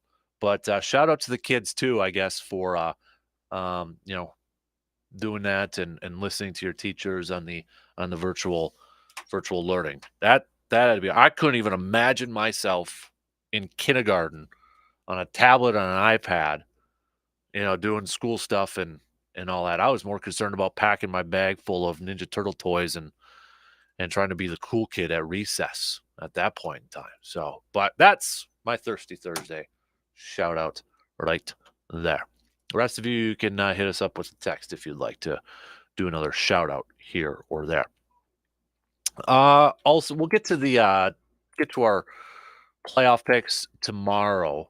So tomorrow, just kind of giving you a little bit of heads up, we'll do like the super wild card picks, but we'll also do like the full playoff picks. So we'll do like our Super Bowl picks and that stuff all tomorrow too. So be ready for that. Do your research if you have to, but save the picks until tomorrow when Brandon's on. So we'll get to all that coming up tomorrow. Kind of a little different. We'll do the week by week picks. So we'll do super wild card, but then we're going to do the Super Bowl picks at that too. I'm still kind of going back and forth on my NFC pick. I'll be honest with you. I'm still going back and forth on that thing. I don't know who I'm going to pick. I don't know who I'm going to pick. Yesterday we saw the so something new. It was something new yesterday. We're going to get into like award season with the NFL regular season wrapping up and such.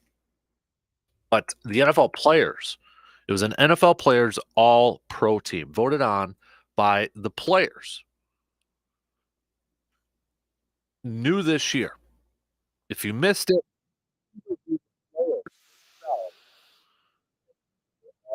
Patrick Mahomes, quarterback. Nick Chubb was the running back. Justin Jefferson, Tyreek Hill, Devontae Adams were your wide receivers.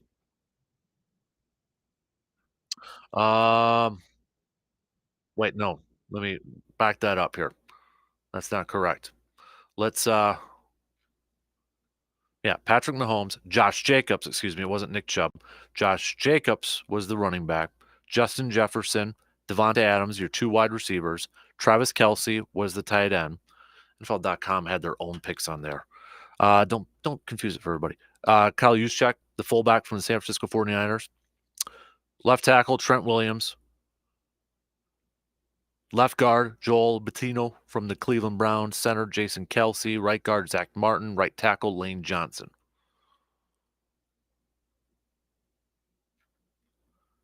The defense, Chris Jones from the Chiefs. Aaron Donald. Nick Bosa. Myles Garrett. Dexter Lawrence.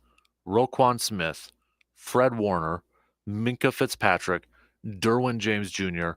Patrick Surtain. And Darius Slay.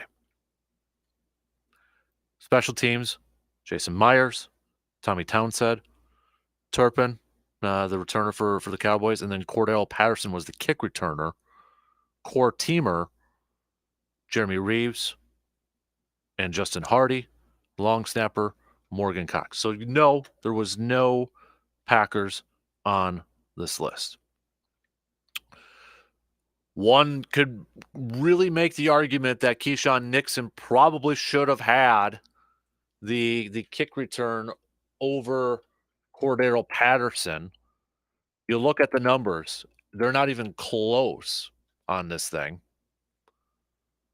Not even close.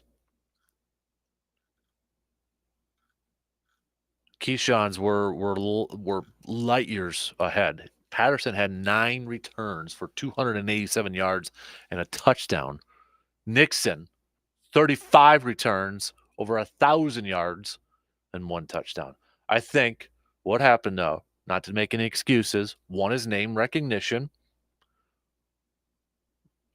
2, probably some players were a little bit late on the Keyshawn Nixon bandwagon.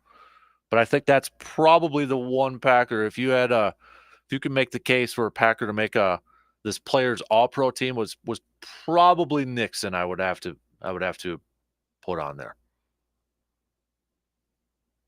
But players only vote. I'll be curious. It's like that NFL top 100. Is it going to turn into a popularity vote, or is this actually going to reflect who actually should be on all pro teams? The NFL top 100 as voted on by the players. And some of them are just ridiculous. But again, it's just a popularity contest. So I'll be curious to see how this players all pro one. The big one on there that a lot of people have been talking about, no Parsons. No Micah Parsons from the Cowboys.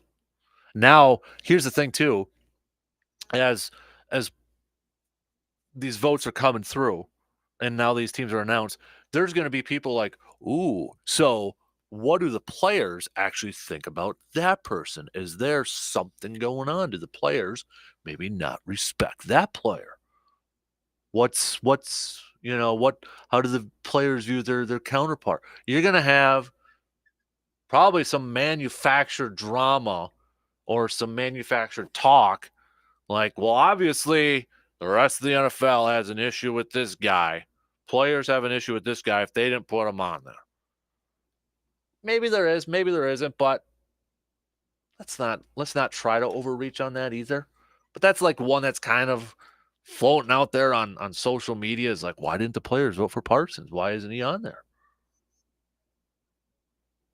So yeah, that's probably the biggest one I've seen a complaint on across the entire NFL landscape.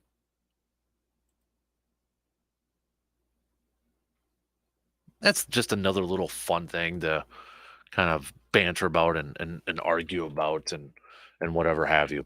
Pro Bowl festivities though, the what do you want to call them? Games or activities? I guess they're calling them the Pro Bowl games skills competition. Announced. Did you guys take a look at this? Is this going to get you to watch the Pro Bowl? You got not just dodgeball, epic pro dodgeball. Epic Pro Bowl dodgeball. Got to throw in the epic word to describe it. A multi-round tournament of classic dodgeball featuring 4 teams of 5 players that begin with the offenses and the defenses from both conferences squaring off and culminates in an AFC versus NFC showdown. In the first match, the AFC offense will face the AFC defense to determine the AFC winner. Second game, NFC offense, NFC defense, and then AFC winner versus the NFC winner. All right. Lightning round. New this year, each conference will select 16 players to compete in a 3-part elimination challenge that will leave one player left at the end to earn 3 points for his conference. In the first event, lightning round, splash catch, teammate pairings from each conference will toss water balloons back and forth from increasing distances. Each tandem that completes all of their tosses advances to the second phase. In part two, lightning round, high stakes, advancing players will attempt to catch punts from a jugs machine to earn a place representing their conference in the final round of the competition. In the final part of the challenge, lightning round, thrill of the spill, the remaining players from each conference will aim at targets attached to a bucket hanging above the head of an opposing conference's coach. The first team to dump the bucket on the opposing coach wins and earns 3 points for his conference. Okay. Well, we'll see how that one goes, I guess. Longest drive, 4 players from each conference will compete in a challenge to drive a golf ball the furthest distance off a tee. Each player will get 3 swings, and the player that drives the furthest within the boundaries on each side of the fairway will win 3 points for his conference. So it's almost like the pump, pass, and kick competition. Maybe that's what they should do. NFL Pro Bowl, do a pro version of the punt, pass, and kick. Bring that thing back. Bring back the pump, pass, and kick. Let's see the pros do it. That's what they should do. That's what I want to see. But the longest drive with the boundaries on each side, because if you remember pump, pass, and kick, if you get like you could have a long kick, but if it's way off to the right or left, you actually lose points for that. Precision passing. Each of the conference's 3 quarterbacks will battle it out in a 1-minute accuracy competition. The quarterback with the highest individual score among all participants is the winner. A total of 10 targets that are either static or attached to robotic dummies and drones. Best catch presented. 2 players from each conference will compete in a best catch competition, showing off their creativity and talent and inventiveness. Okay. So it's almost like a slam dunk competition, but best catch. Gridiron gauntlet, relay race, showcasing strength, speed, and agility. Kick-tack-toe. Each team's kicker, punter, and long snapper compete in a giant tic-tac-toe competition. Move the chains. 4 teams will compete side by side in a weighted wall pull that will showcase their strength, speed, and the heck? Each of the team's 5 players is responsible for pulling a wall loaded up with heavy weights 10 yards as quickly as possible using first down chains. Okay. Why don't we just do like gladiators competition stuff on this thing too? Throw in a little pump, pass, and kick, and throw in a little gladiators competition. Do it up. Here's the thing. I think it'll have initial views, maybe. And we got to remember too, like Pro Bowl is mostly for the younger audiences, for the kids. Because I remember as a kid watching the Pro Bowl. I loved the Pro Bowl as a kid. Watching your favorite teams or watching your favorite players on a team. I remember that. As an adult, I could give a rip. I don't care. But I guarantee you, like, my kid probably would like watching the Pro Bowl. So I think that's one thing we have to remember too, that as much as adults, we don't like the Pro Bowl. Like to me, I said it last year, it's a reminder that your team didn't make the Super Bowl. The way it's structured now, it's the week before the Super Bowl, so it's just a constant reminder. Like if your players from your favorite team is on that thing, it's a reminder like, oh yeah, we're not in the Super Bowl, so yeah, great. But I think one thing too, we just got to keep focused on it. It's for the kids. It's for the younger viewers out there. So I'll probably I'll see if Huts wants to watch it. But I would like them to kind of go back and maybe I don't know. I never thought about this before, but come on, like a lot of us did pump, pass, and kick as a kid, right? I did it. We know Brandon's got his ribbons in here for crying out loud. Let's see these, and we know that we all seen the Andy Reid thing, right? When he was like a kid, he was like towering over everybody else doing the pump, pass, kick. Let's see these. Let's see these guys do pump, pass, and kick. They punt and kick the ball in warm ups and toss them around, even if they're not a quarterback in pregame warm ups. Let's see them on the pump, pass, and kick field. I like it. I'm sticking with that idea. Do it up. All right. What else do we got? Let's catch up on some more picks here for who you're hitching your wagon to. We got more picks for the Bengals. Bengals seem to be a popular pick. Bengals and Bills are a popular pick right now for who you're hitching your wagon to. That's the popular one. Not a whole lot with the NFC, which is no big surprise to me. Not a whole lot. We do have a few more, or I should say a couple more Cowboys picks in here. So maybe there's not as much hate from Packers fans to the Cowboys. Maybe, maybe not. I don't know. But I would definitely say that the majority of you listening right now, if your team's not in it, you're either going for the Bengals or the Bills, it looks like, on our voting. I would say probably third is Jaguars on this thing. Why not? Get the Jaguars in that thing. Let's see what they got.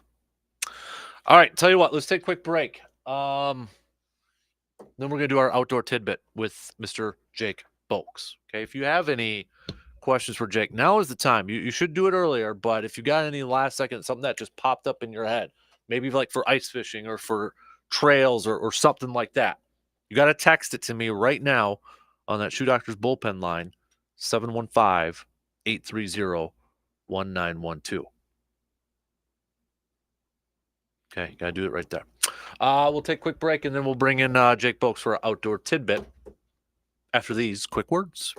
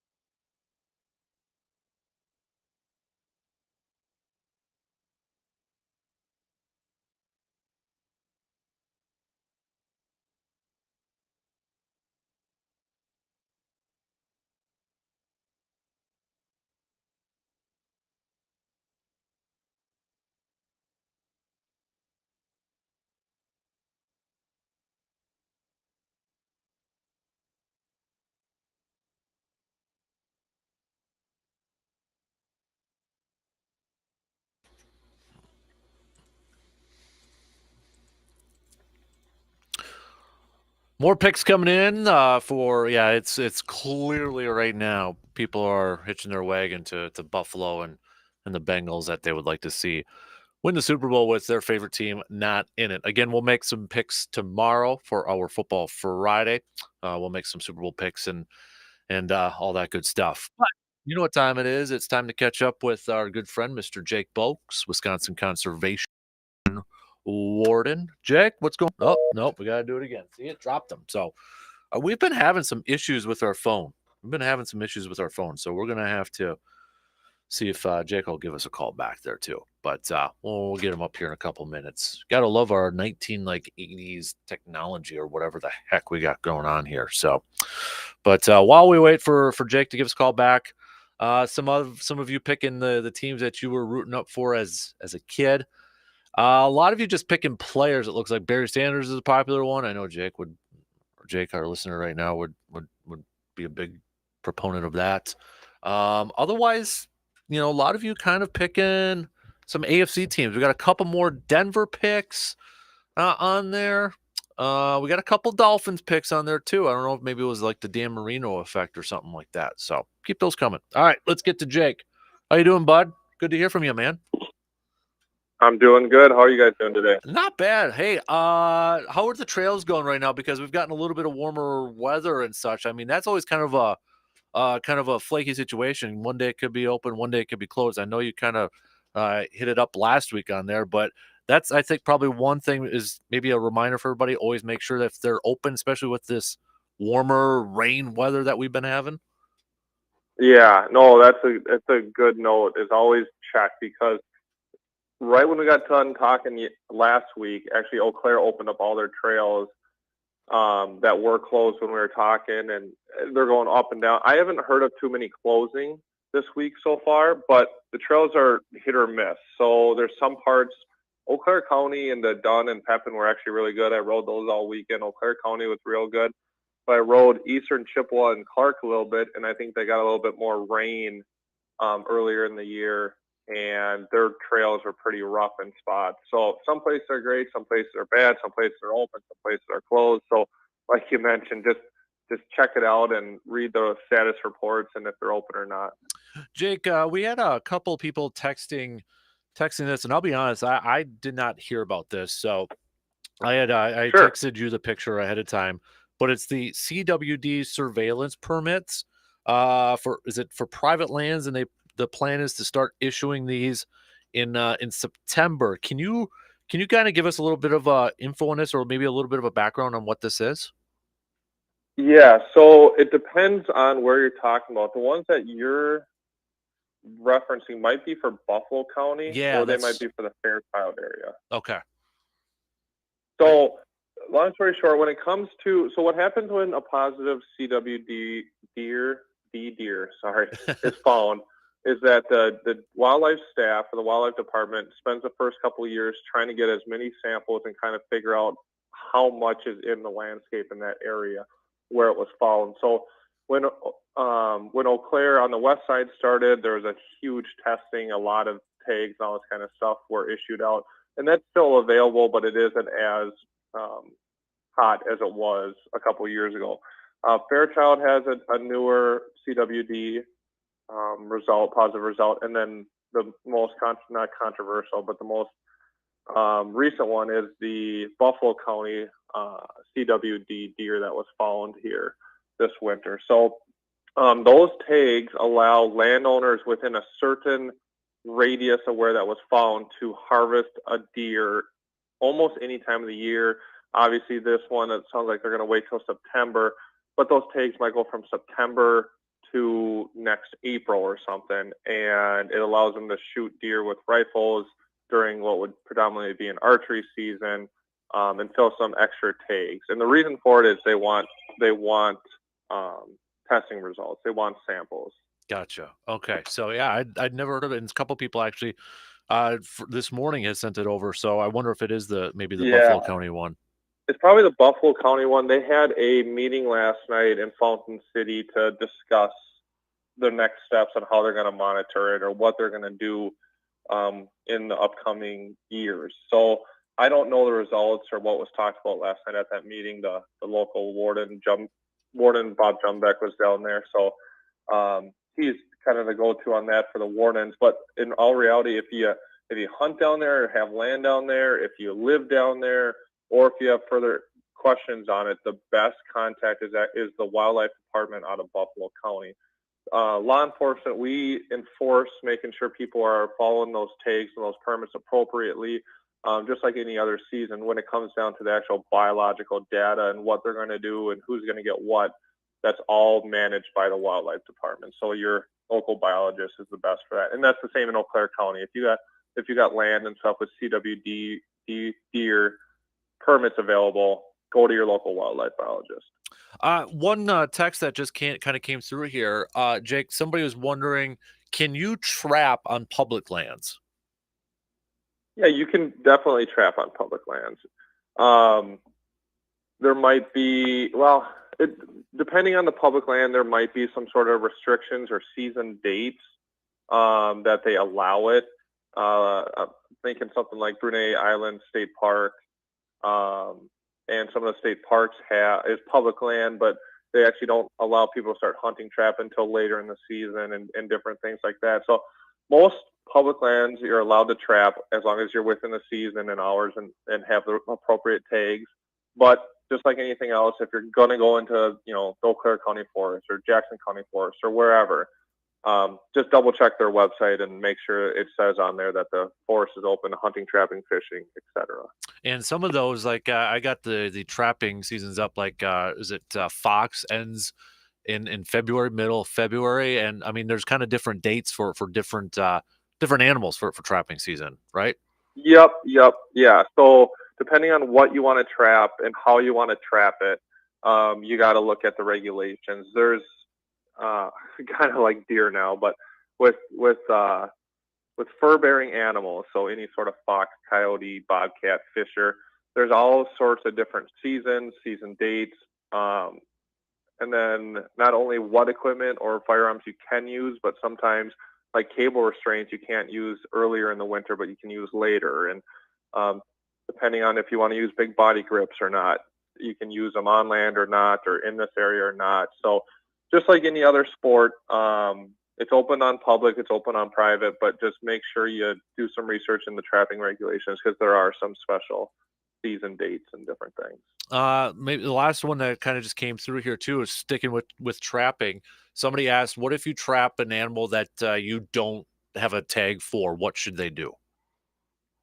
So if it's incidentally killed, so if you accidentally catch it and it's deceased, it's dead, call the wardens right away because it happens. It's just like if you shoot 2 turkeys on accident with only 1 tag sometimes because you didn't see the second one or whatever. If you accidentally get there and you're like, oh, there's a fisher in my bobcat set, or there's a coon in my fisher set, whatever it may be.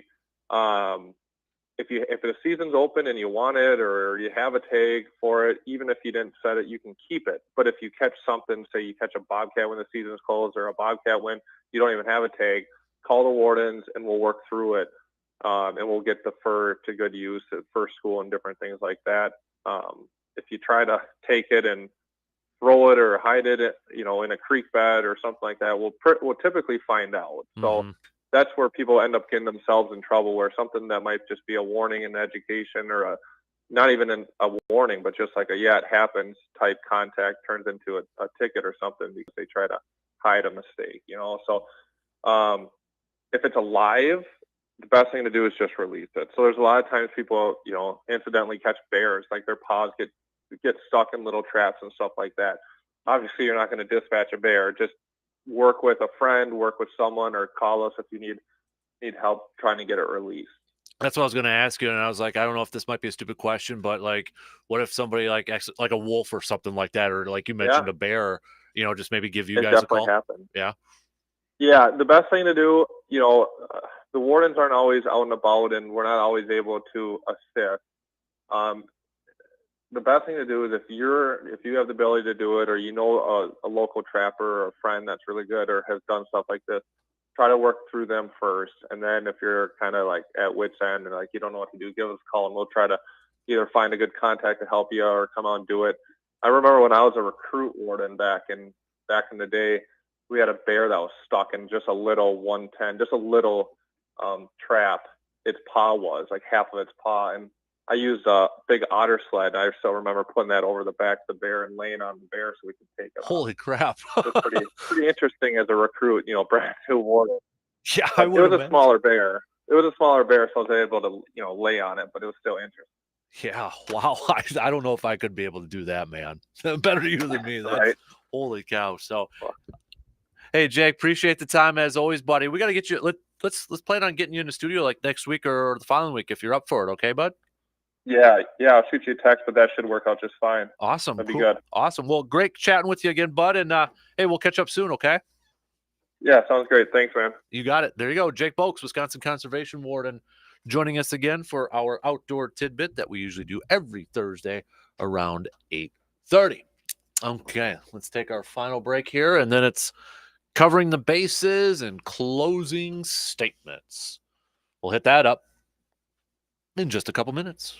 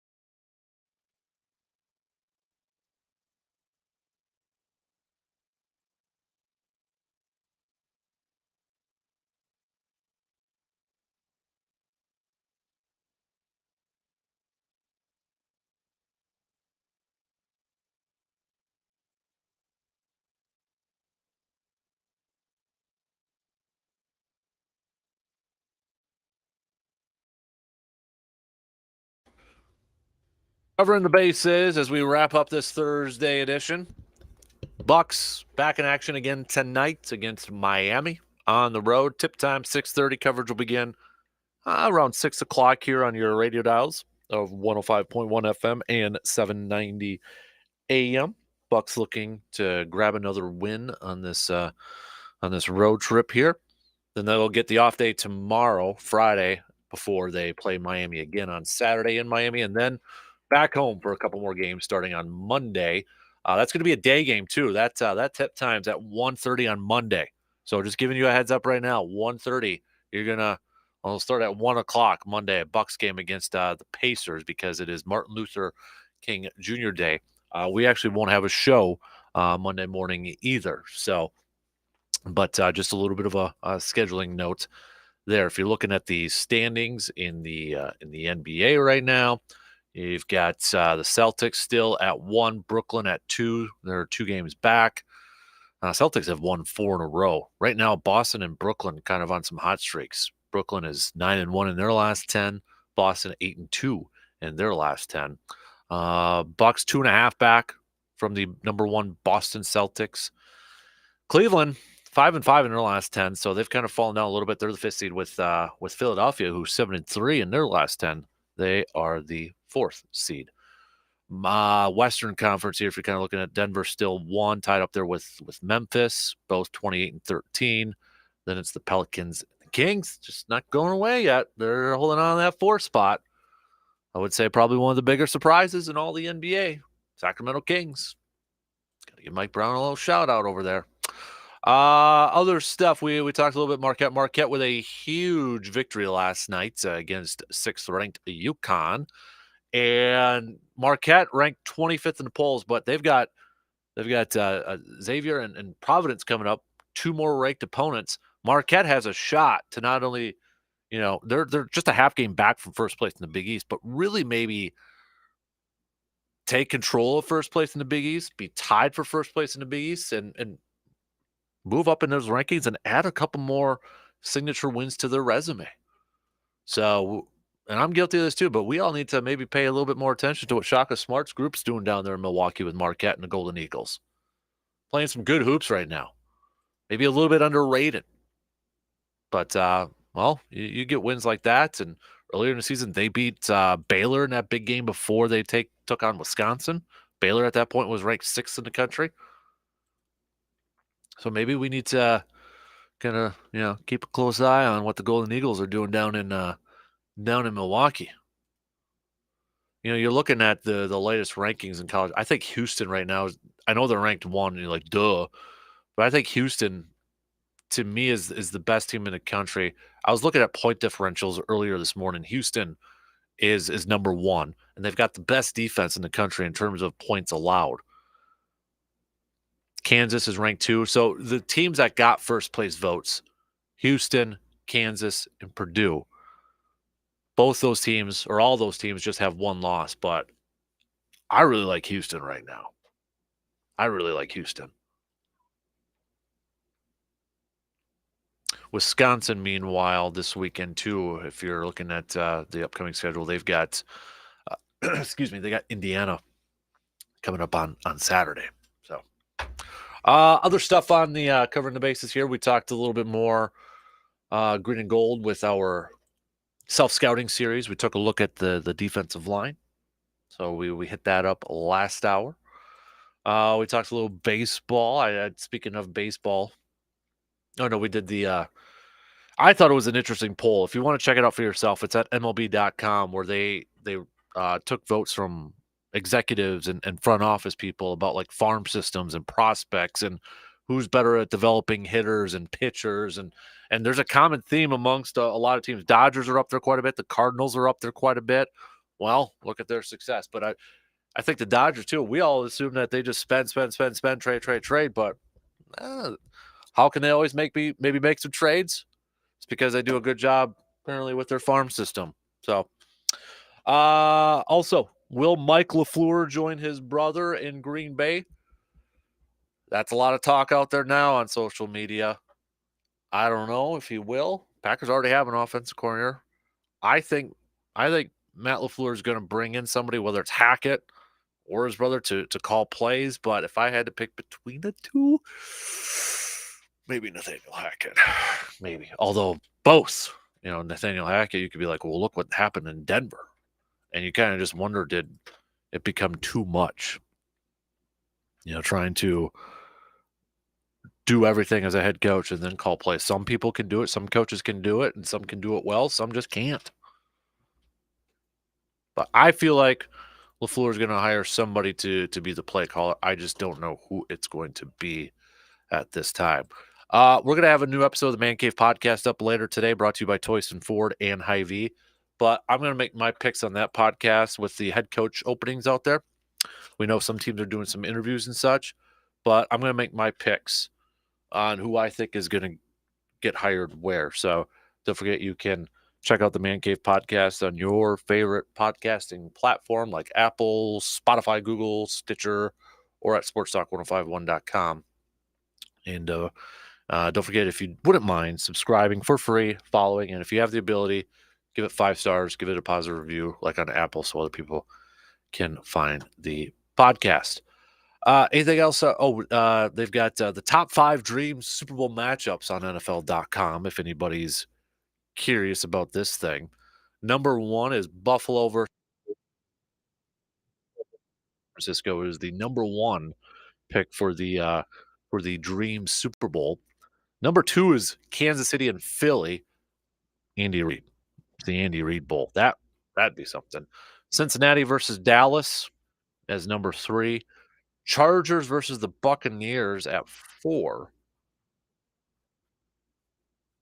And it's they're right up here. Says this matchup wouldn't be for everyone, but it comes with fascinating subplots. Tom Brady, Justin Herbert, a morbid Bucks run game against the league's worst rushing defense. All right, I guess. Miami and Minnesota at number 5. A rematch of Super Bowl 8. I'm surprised they didn't. Maybe it's because we've seen it a couple times, but I thought for sure and I just opened it up now to look at it. I thought for sure they probably would have picked like a Cowboys Buffalo Super Bowl rematch. I thought they would have picked that one on there.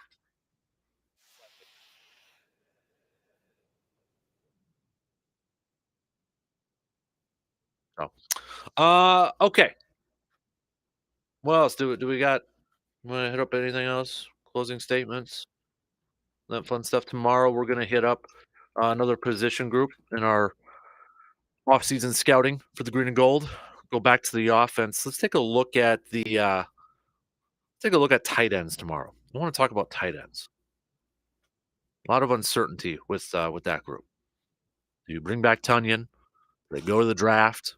Who's available out there? Is Mercedes going to play again for another year? So we'll take a look at tight ends. We'll do our playoff picks. You can play along. And we're going to do our Super Bowl picks tomorrow, too.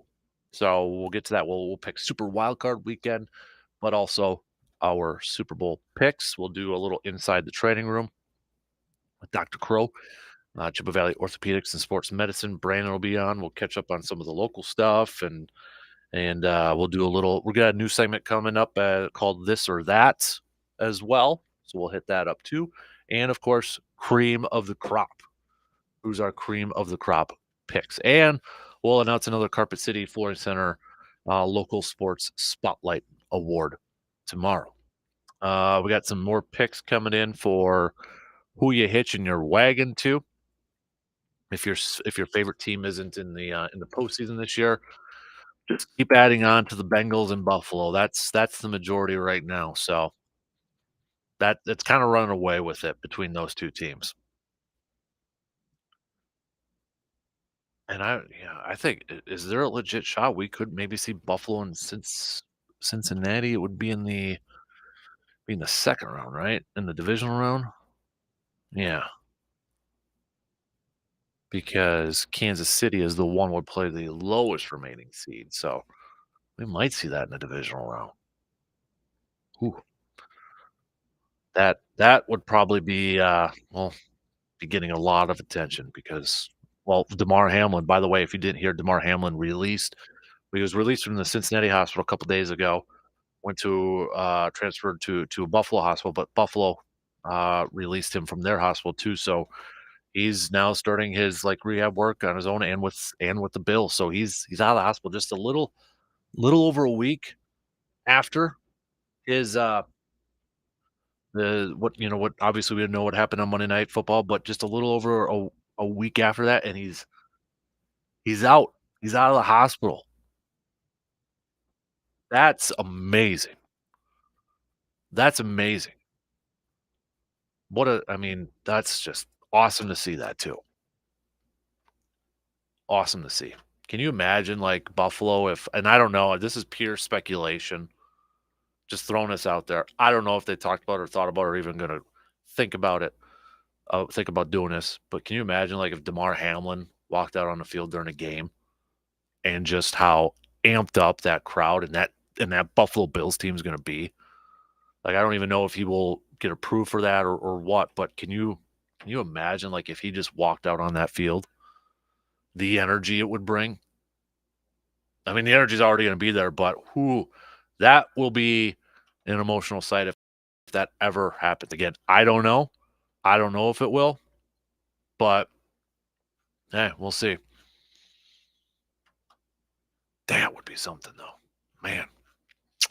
All right, so shot clock's going to cut me off here in about 30 seconds, 35 seconds or so. So DP and the Danets, they're up next. Again, if you missed portions of the show, we'll put up highlights in our upcoming episode of the Man Cave podcast. Plus, we'll put a little original new stuff on there too, including my picks, who I think, with the head coach openings in the NFL, we only got a few. I'm surprised. I thought there'd be a couple more, but nonetheless, we might have one more depending on what Sean McVay decides and with the Rams and such. But I'll make my predictions there, and then we'll have some highlights from today's show up there too. So you can check it out on your favorite podcasting platform or at sportstalk1051.com. And if you're at sportstalk1051.com, don't forget to submit your flavor ideas for our brats and snack sticks with Mike's Star Market. Have a good rest of your Thursday, everybody. We'll be back at it again tomorrow morning, just past 6 a.m. Talk to you then.